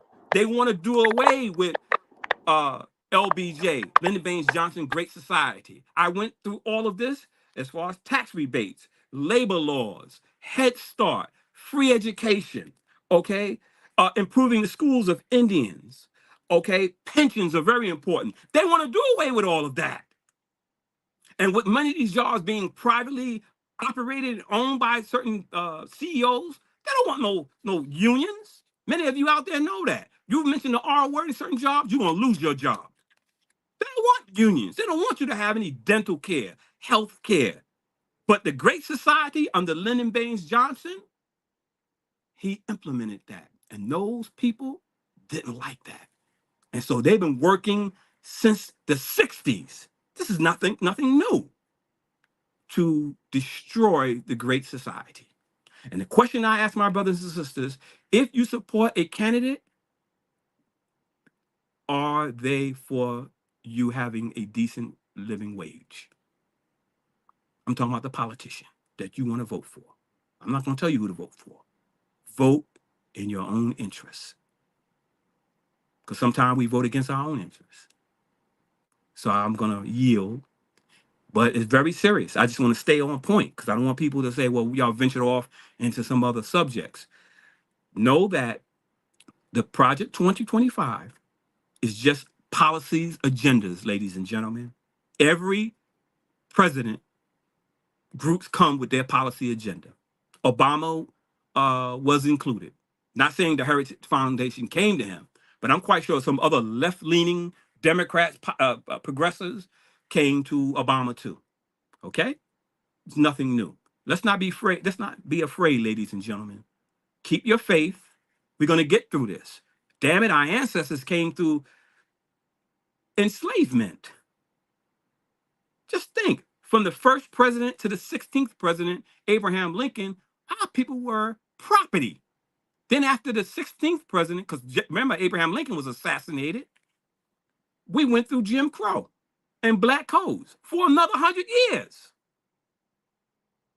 we have a spiritual fight on our hands, ladies and gentlemen. And the basis of to recover, have a code of conduct and a knowledge of self. That's why our ancestors said, know thyself. So we have any questions out there, Sister Etoy? But I had to reiterate the policy agenda because I don't want people to think that, we ventured off in some other things. But I want to reiterate what that policy Project 2025 is all about. No, there's no questions. But if you guys have any questions, please feel free to chime in.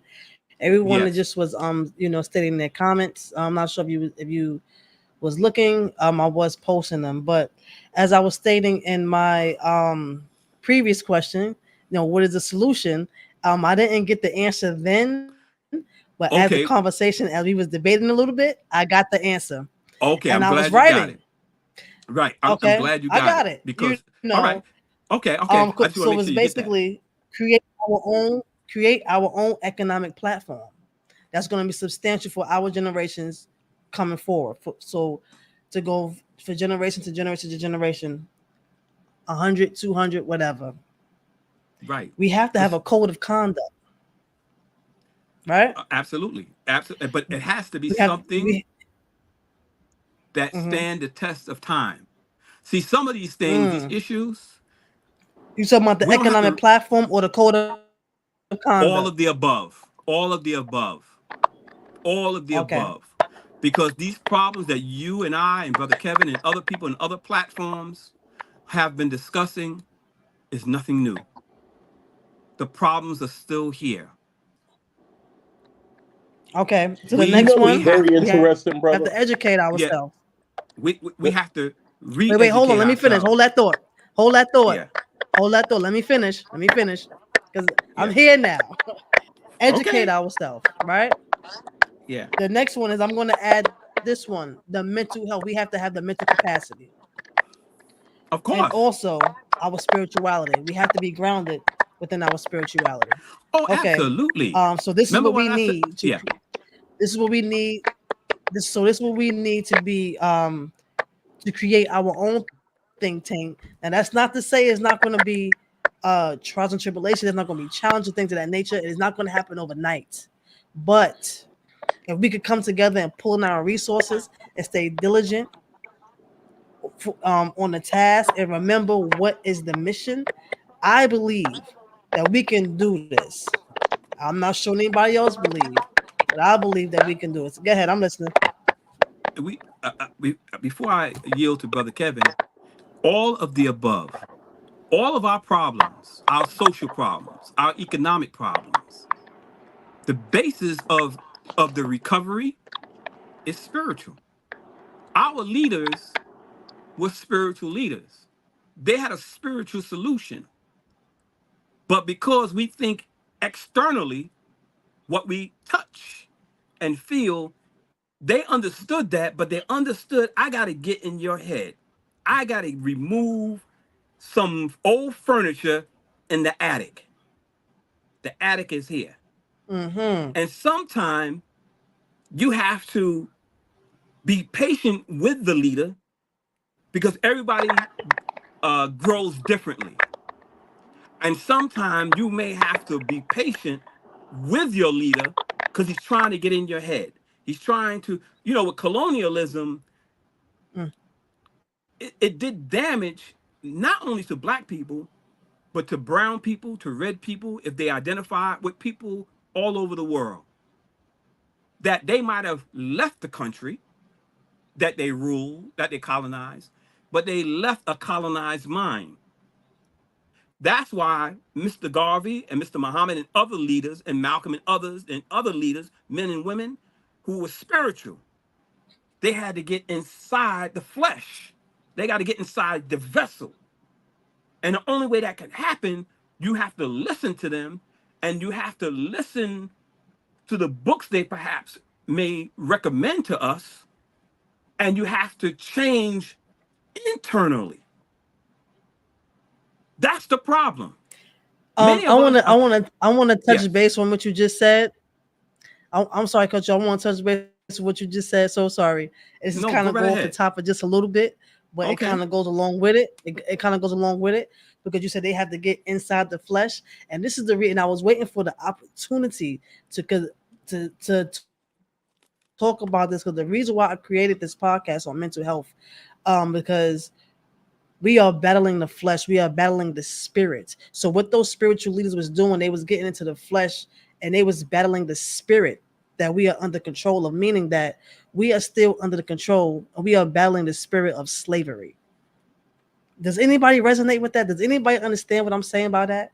Like our brain and our mind, our spirit has been so hurt, so captivated by the colonized thinking that we still have that slave mentality. So that's why I said, um, oh, I wasn't prepared for this, but that's why I said when people going through mental health challenges and mental health bouts, it's some most of the time it's not even them, it's the spirit that has control over them. It's the spirit that they are battling. It could be the spirit of alcoholism. It could be the spirit of fear. It could be the spirit of enslavement. And we got to come back and talk about that another time. But I was really waiting for a time to. I could not hold it. For some reason, I just have to speak today. But go ahead, you can finish. My bad. I digress. Yeah, because we in the word inspiration, you have what is called in spirit. Inspiration. Most of these leaders that Brother Kevin mentioned, and and there are many others, were inspirational leaders. Meaning that if Minister Malcolm and Reverend Dr. Martin Luther King, the Honorable Elijah Muhammad, Marcus Garvey, if they said they were going to meet on Wall Street tomorrow, thousands would be out there. They would leave their job because they were inspirational leaders. There are some leaders can't even get 5 people to meet because they're not inspirational. And some people can pick up. I'm talking about the spirit. They can pick up through vibration from these leaders that that man is inspirational. I like what he's saying. He speaks from the heart. But they're not talking about the heart of the flesh to the left side of the body. They're speaking to the heart of consciousness spiritually. Some of these Mm-hmm. leaders today are not inspirational. That's why the people are not listening to them. They don't have, they don't speak with dedication. And you know what they don't say? These words, I love you. I love my people. You don't hear that from these leaders today. All they want for you to write a check. And they haven't delivered on their promises, many of them. That's why we're going around and around in a circle. These problems that we have, because we have not fulfilled our obligation. What is our obligation? To the cause of Black people, brown people, and all humanity. What is our obligation? You know, let me say this before I yield to Brother Kevin. Brother Kevin know what I'm getting ready to say, and everybody in this audience who perhaps joined some military or paramilitary or some fraternity. You have to give your word. In Islam, we had what was called training units. And the 11th question and answer, the 11th question was, have you not learned that your word shall be bond? The answer was, yes, my word is bond, and bond is life, and I'll give my life before my word shall fail. No one goes in any depot, military depot, sign up, take the test without raising your right hand. No one joins any law enforcement organization Mm. without giving your word. There are people on the political side of Project 2025 and other groups. I'm not just going to limit it to just Project 2025. There are other policy agendas. They've given their word too to put us right back where we were. I'm going to leave that blank. You fill in the blank out there, ladies and gentlemen. They want to put us right back where we were. And they have given blood oaths. I'm not making it spooky. They have given an obligation to their cause. They're willing to write checks, fundraisers, put certain children who they see gifted, because they see vision too. Said that young man, he could be a good student, a good soldier for our political cause. We're going to brush him up, maybe send him to military academy, military school. And next thing you know, he's a congressman or a congresswoman or a senator or maybe the president of the United States. Because they see young people and they see gifts and they groom that person. Us, many of us, I'm not saying all of us, we're dream killers. We're spiritual dream killers. And this has been going on for decades now. Dr. King had a low, my brothers and sisters out there can check it out. Dr. King had a low approval rating in Black America.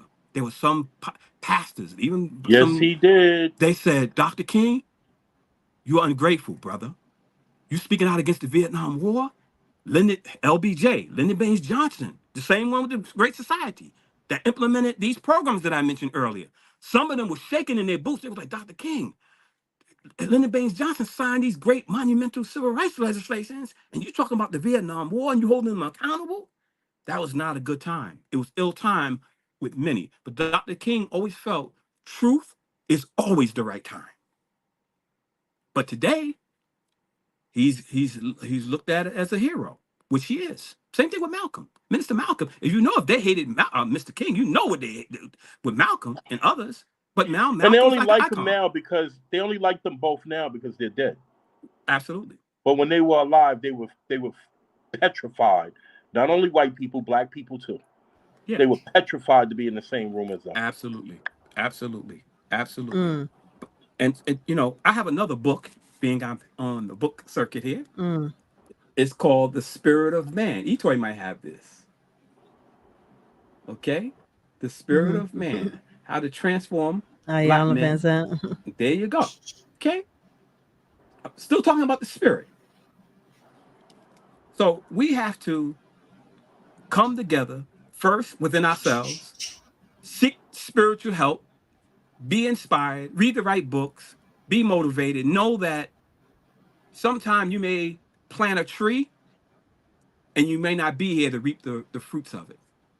Know that there are other generations that might pick up the fruits and we're long gone. We wasted a lot of valuable time. All is not lost, don't get me wrong. But we've been consumed, as Brother Kevin said, with consumerism. We've been led, calculated, it was calculated to worship entertainers. How about us using them if they're gonna be in our face and if we're gonna buy their CDs and we're gonna buy $1,000 tickets to see them? What is their obligation to the black community? We want to hold politicians and Reverend Cash a check. What is their responsibility? What's their responsibility feeding us? I'm talking about through the word, the power of the word, poison. What is our response? What is their responsibility? We got to hold a lot of people accountable why we are in a spiritual decline. That's why we have to re-educate ourselves through the reading of the right books, those who are masters of the spirit, of inspiration, and how to take a dead people that are on the horizontal level and make them this. Spiritual leaders know how to take this and make us this. But if we continue like this and leaders are just shooting off with their mouths, if the people don't become like this, meaning upright, erect, then they've done nothing. We have to inspire the people to be like this. But if we're like this, into that's death.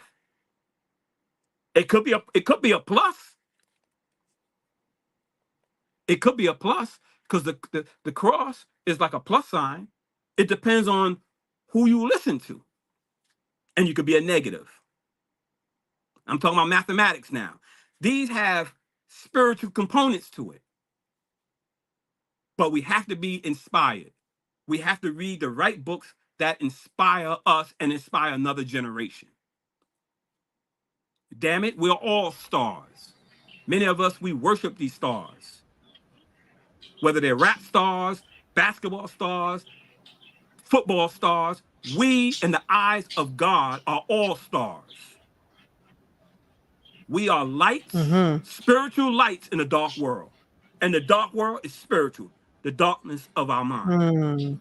And the leaders that we mentioned for the last hour, they understood that. They were trying to enlighten our minds because they was already enlightened already. They needed foot soldiers. They needed people, they needed like minds. But the enemy saw that and said, I'm going to kill these men and women of vision, of inspiration. And I'm going to leave those who are uninspirational, I'm going to let them guide the people because they have my best interests, not the interests of their people, the love of their people.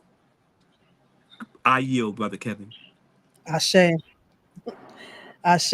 We got to close in a minute. Brother Kev, do you got anything you want to say? Yeah, I mean, I just want to leave the audience with this, right?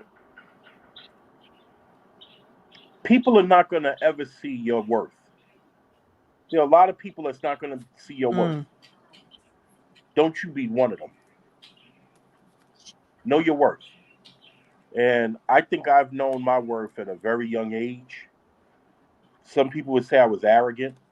You know what I mean? I wasn't arrogant, I was confident. There's a difference.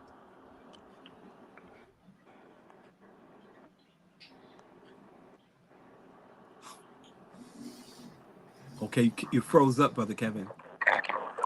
I think he got a phone call. Okay. Yeah.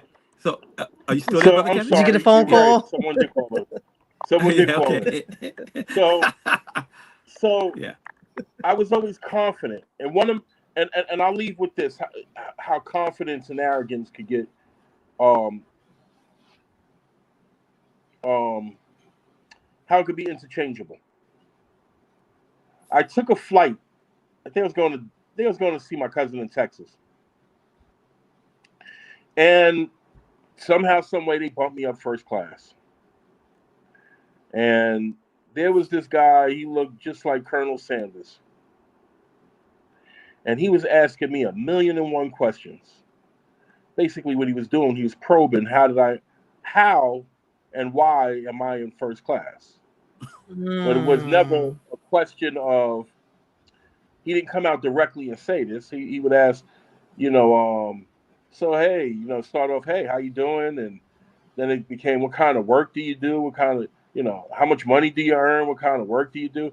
And I knew where this was all going. And he said, so when it got to, you what do you do for a living? I told him I worked for Black Lives Matter, and he didn't say not one more word to me for the 4.5 hours we were on that plane. Now people were confused and say, you're just arrogant. No, I'm confident. I know that what his perception of me doesn't resonate anything in me. And so I've gone around and I've built with people with like minds. I find like-minded people and I collect things and I collect them and I keep them because they are going to be very key in what the work we need to do. And so back to Ashe. what you said, can we create a think tank? Absolutely. But we cannot allow, you have to vet people, because just as your enemies and your Mm-hmm. friends will both come to you with a smile. And with that I yield. Mm-hmm. Well, Mm-hmm. um, there are many of us who belong to various organizations, religious groups, and those who are listening on this podcast. Stay where you are, but know that you should have a criteria and have the virtual cross in your head. My sitting in this sanctuary or political organization, there's two lines, one vertical and one horizontal. Which one of those lines is this organization represent? And if it represents the horizontal, which symbolizes death, because everything that dies is horizontal. When we see the remains of the person in the funeral parlor, he's not erect, upright, he's horizontal. So that's death. That's a minus, subtraction. Is the leader, man or woman, whatever your faith tradition, is they going like this, upright? I'm still talking spiritual, Etoy. Mm-hmm. This Mm-hmm. or Mm-hmm. this. If they're not doing this, leave and go to an organization or a religious community that represents this. That's symbolic of oneness, unity. This is subtraction. Mm-hmm. And some of us are enriching certain leaders where they become a plus in their bank account. Therefore, they're like this Yep. individually, but they have not made the congregation. I yield to Mm-hmm. Sister Etoy. But this is the but I'm putting things in metaphor tonight for people to think, because we all need to think. Join an organization that represents this, not this. And if they're interlocked, remove and choose which line are you going to be, vertical or horizontal. But the leader has to be upright. He or she has to I be upright, say. because everything is spiritual. I I know say. many of us, I know we live in a 3D, three-dimensional, but there's something behind the three-dimensional. It's an unseen reality. Mm-hmm. Before this phone became the iPhone and any other device you all have in your home right now, it was a vision. It was invisible. The person thought of it here first. It was spiritual. And then they put it into material reality. Everything that we have, the TV, the Mm-hmm. screen, everything was invisible at one time. It became a living reality. How? Because they had the vision first here and they put it in reality. That's Right. what we have to do as a people. Certain issues that we have is invisible. I didn't say a spook or Casper the ghost. I'm saying that it's unseen. We have to put it into reality. That's what we have to do. But we got to work on each other Mm-hmm. individually and collectively, because we've been deceived. I And say. as I said again, I know, but I want to reiterate this. Don't lose, men, ladies and gentlemen, don't lose any sleep over 2025. Still live your life. Don't let no one steal your joy, your spirit. Live your life. Live your life. Join an organization that you feel comfortable with. And if there's no organization that you agree with yet, then you be the organization. Okay? Because these people, they're always going to be a policy agenda. 2050, 2075. I mean, most of us won't even be here. Okay? All right? I was born in the 50s. Okay? When there was no civil rights. My parents, my grandparents, they experienced Jim Crow.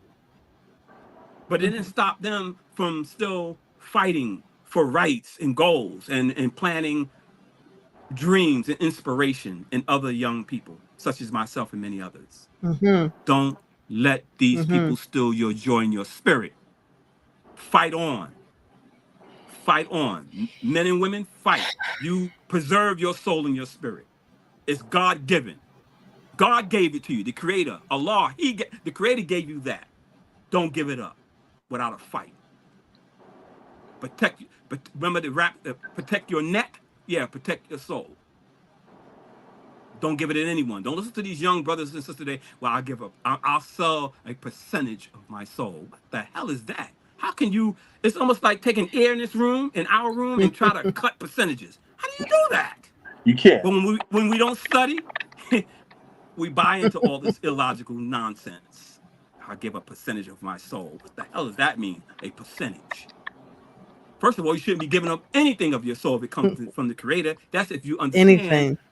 the precious. Right, it's precious. It's God given. So Etoy, you know me. I'm long winded. You know, and I know it's getting late. I was I'm smiling because You said I yield to sit to eat to it, and you went 6-7 more minutes. Yeah, yeah. Here we go. That's To what. Yeah, shut yeah, up. yeah. I know. I know. I Every time know. I think you stop, every time I think you're I'm, finished, I'm like, Asha, you get yeah, Asha, I'm a and you. runaway train, right? I'm a runaway. I'm a runaway train on this train, I right? was The love trying to hold train. it together. I was, I'm a runaway I was train. trying to hold it together, Oh God. boy. But I thank you. The spirit got me I thank going. you so much. Kev had his podcast. Oh What yeah. was it in your podcast again, Cap or Kev? no Yeah, what cap? was it in your podcast again? Cap or no cap? Mm, Cap or no cap? okay. And that was a good Mm, podcast. He needs to okay. bring that back because Yeah, I we always talking probably will about bring it political back. I'm also gonna. issues. I'm also plan on doing another one called the Veteran Report, because Mm, ironically, veterans, Okay. it's really weird, and veterans basically are not being represented. The people that do Hmm. things for veterans or make decisions for veterans are not even veterans themselves. Sounds familiar? mm-hmm. Mm-hmm. They play, they pay lip service. Thank you for your service. Or you Yep. give me 10% at Home Depot. Yeah, thank you for your service. That's all But lip service. the services you get don't equate to the thank you that we're given. There you go. There you go. There it is. But and so Hmm. that's why even when we vote for But people, gentlemen, what? I'm sorry.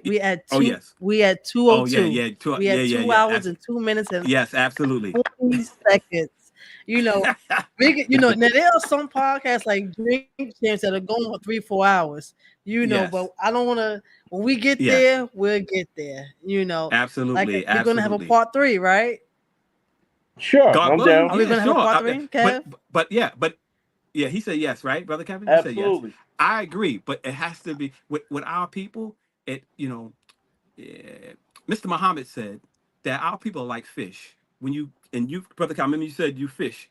Usually, when you pull the fish out of water and you put it on the bank or in your bucket, it flips around. It's trying to get back in the water. We got to keep our people out of the water of ignorance and darkness. So when you pull a fish, you got their attention. Sometimes you have to have shows that's consecutive That's right. because a lot of our people they're slow, and that's okay. But Ashe. I thank you for being on Ashe. this So podcast. I look, we thank gotta Brother Kevin. close. We Okay, gotta close. okay. You'll talk to us after you We cut this gotta program close. off. Okay, all right. Yes, I definitely will. And normally when I close, I always put y'all in the backstage. But I'm gonna close out with you guys. I'm gonna mute y'all.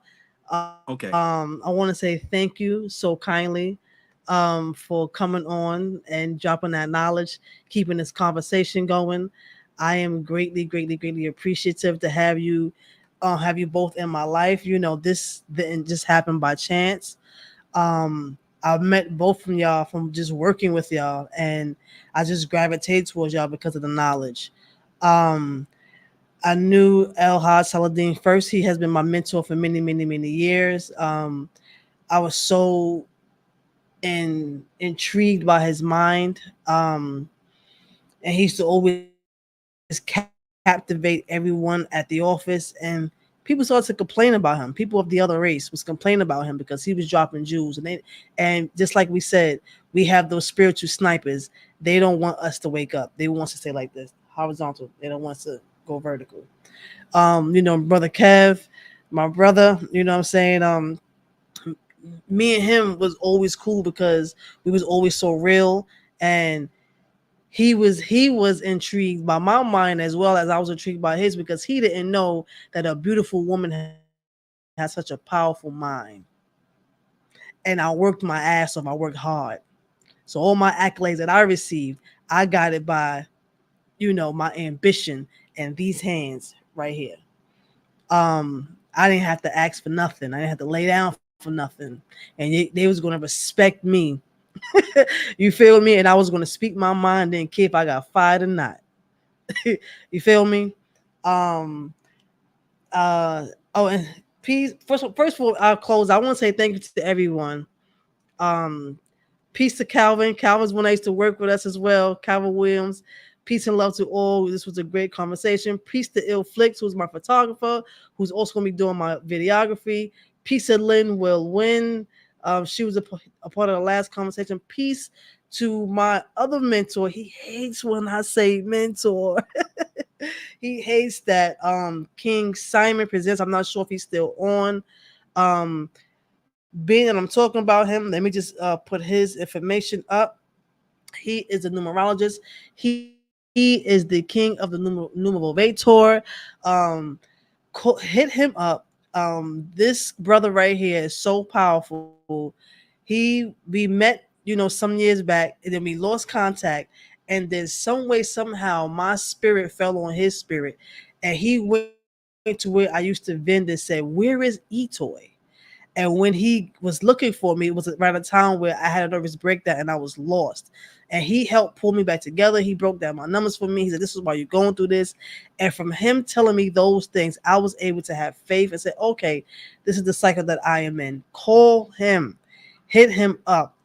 347-496-1022. He also has his own podcast, which is doing phenomenal. He also has his own show on Forbidden Knowledge with Billy Carson. That is the number one show on Billy Carson's network. And I am also happy to say that I am connected with him. I don't know what God is doing with me, but God has me connected with some powerful brothers. This is why, and they all love me like us. They all love me for real, for real, for real. And they all care about my well-being. So this is why I said I have to put together my own think tank with all these powerful people, men and women, kings and queens that I'm affiliated with. Oh, he's still on. Oh no, he's not on. I hit the button by mistake. I'm working two gadgets over here, two gadgets. I'm still working the podcast with my phone and my other phone over here. I'm working.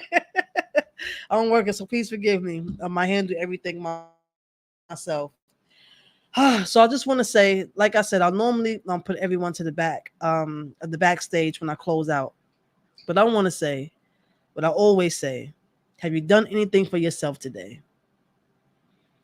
Every day we have to get up. And I want you to really think hard and do not make any excuses. We always make an excuse why we can't do anything for us. Have you done anything for yourself? We have to get up every single day, no matter what your mission is. And more than likely, 9 times out of 10, it's for something else. You have to get up, you have to go to work, fulfill somebody else's mission, somebody else's dream, and make them a millionaire. Even if you are a business owner, you working 24 hours around the clock because you're the muscle. If you have children, whether you're man or woman, because I know men that's out there that are single parents and is doing the damn thing. That's another 24-hour around the clock job. And then sometimes we may be in school or whatever you're doing. We only get 24 hours in a day. 24 hours a day. Let's not forget, if you're taking public transportation. My car, had a flood in it. And with my kind of car, the battery is underneath the passenger seat. So I left the sunroof open and my car flooded. So I had to get a whole new modem. Thank God people looked out for me. Long story short, I had to take the train to work. And mind you, I'm a behavior therapist, so I'm part-time, so I don't work many hours. I only work 3 hours a day because I don't have to have so much time with my clients. So long story short, it took me 2 hours to get there, 2 hours back. The first day I was like, oh, this is cute. All right, I ain't do this in a long time. I got lost a couple of times, seeing new places, ate a Bangladesh spot. Food was beautiful.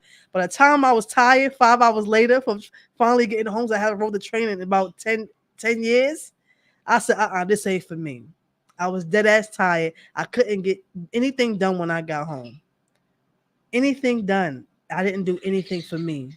And I'm still trying to regroup my spirit just from me taking those trains those 4 days in a row. So I said that to say, what have you done for yourself lately? Second question that I always end the show with: is there anything that you always wanted to do in your life that you didn't do for you? For you. What is it that lays on your spirit that you want to wake up and do every day? As a matter of fact, What would you mind doing for free? That's what you're supposed to be doing. I have here El Hajj Saladin. He studies and he teaches, and this is what he loves to do. That's his passion, and he's so blessed by it. I have here Kevin Meggett, whose passion is veterans, and he does not get paid half the money that he should be getting paid, but that's his passion, and that's what he's doing. And we all didn't just wake up and say, this is what we want to do with ourselves. It took us some trials and tribulations and obstacles and things of that nature, some hurt, some pain, some grief, some losses. But you always got to remember, just like El Hajj Saladin said, know thyself. What do you want? It's okay to do what you want to do. Because always remember, you are the one that signed that contract with the Most High. In my poem, I have a poem called Most High, and it's about 6-7 minutes long. Because it's a good one too. And one little snippet of that poem, it says, "When my mother had her contractions, I signed my contract about this mission on earth. Give thanks for this rebirth." So as your mother was having her contractions with you were signing your contract about what are you going to do on this earth. What is it? Go deep within yourself, because that's what you're supposed to be doing. And that's how we can be able to push the mission forward. That's how we can be able to raise the vibration. Because we have the powers that be that's always going to try to keep you down and mentally fogged and have you thinking that you cannot do it, or you're too old, or it's too late. F that. I want to say the other word. F that. Who says that your time is up? Every single day that you get up is another day to resurrect. Every single day that you get up is another day to rebirth. Every single day that you get up is another time, another chance for you to do what you need to do for you. And every now and again, you may have to say no to somebody else. Say no to them and yes to yourself. Woo! I have a tear. I'm holding back a tear because I feel this with so much passion right now. Every El Hajj Saladin and Kevin Meggett know how much I was afraid to speak. The first time I spoke, and that's the reason why I forgot to say this. Everything that I did first was with Kev. He gave me the book, the DVD, Spirituality versus Religion. I ain't never turned back since. The first time I spoke was on his panel.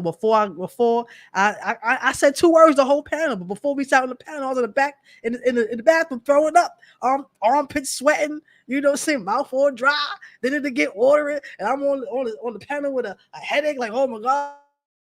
I'm saying I'm like this the whole time.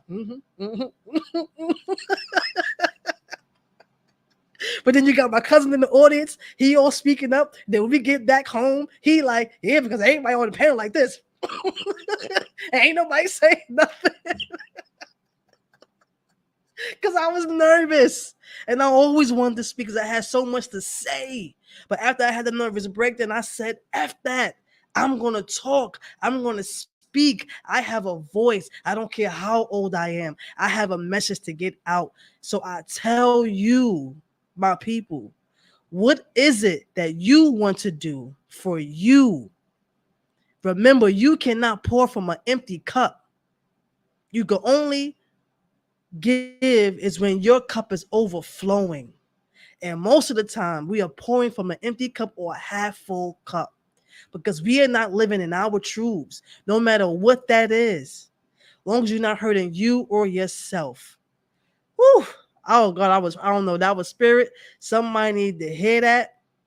Um, I don't know, but I just had to get that out. So I feel empty now. I feel like I said what I had to say. Do what you want to do for you. It is never too late. Never. I don't care if you're 50 years old. Vera Wang started her dress line in her late 40s, hitting her 50s. Now look at her. How old was Kentucky Fried Chicken? How old was Kentucky? Well, Colonel Sanders. Sanders when he started his Kentucky Fried Chicken? Wasn't he in his 60s? Now look, generations to come. How old was he, Kev? I don't know. Kev, you remember? He was old. Y'all remember how he was old? He had his hair was white, pearly white. So who is to say just because we are people of color that we have to still keep living within that spirit of slavery? Like we can't do what we need to do for us. No, we're not living under that energy anymore. We are here and we are awake and we are rising. We're going to do what we need to do for us and for our children and the generations to come. Whew. Yeah, I had to let that out. All right. So Yanni says, hey, Kev. All right. So we got to close. So as y'all know, I'm a behavior therapist. Also, I'm going forward with this mental health project. If anybody, and I get this from my cousin, from my mentor. He hates when I call him that. Kevin, oh gosh, I gotta close. I get this from my mentor, King Simon. He always put at the end, I said, I am not putting this, but King Simon and all the other podcasters do it. If you want to donate, Cash App ETOYH. ETOYH to push this movement forward, to keep this podcast going forward so I could pay for editors because it's taking me a damn long time to do it myself. So you can keep this podcast going and keep this community growing. And I want to say thank you again.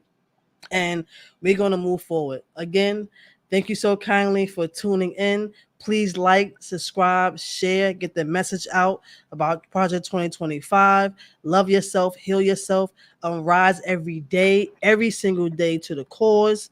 And the cause is you. Always remember that. The core is you. Somebody wrote, who's the author of Spirituality versus Religion? It wasn't an author, it was a video. Kev, who did that video? Dr. Ray Higgins. Dr. Ray Higgins, sister.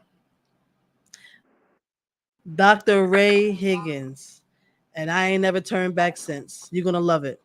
All right, so let's close out. The view and opinions expressed on this show by the host do not necessarily state or reflect those of the channel. Furthermore, the views of the opinions of the guests do not reflect those of the host and the channel. All information, contact, and material of this podcast is for informational purposes only and are not intended to serve as a substitute for consultation, diagnosis, and or medical treatment of a qualified physician or healthcare provider.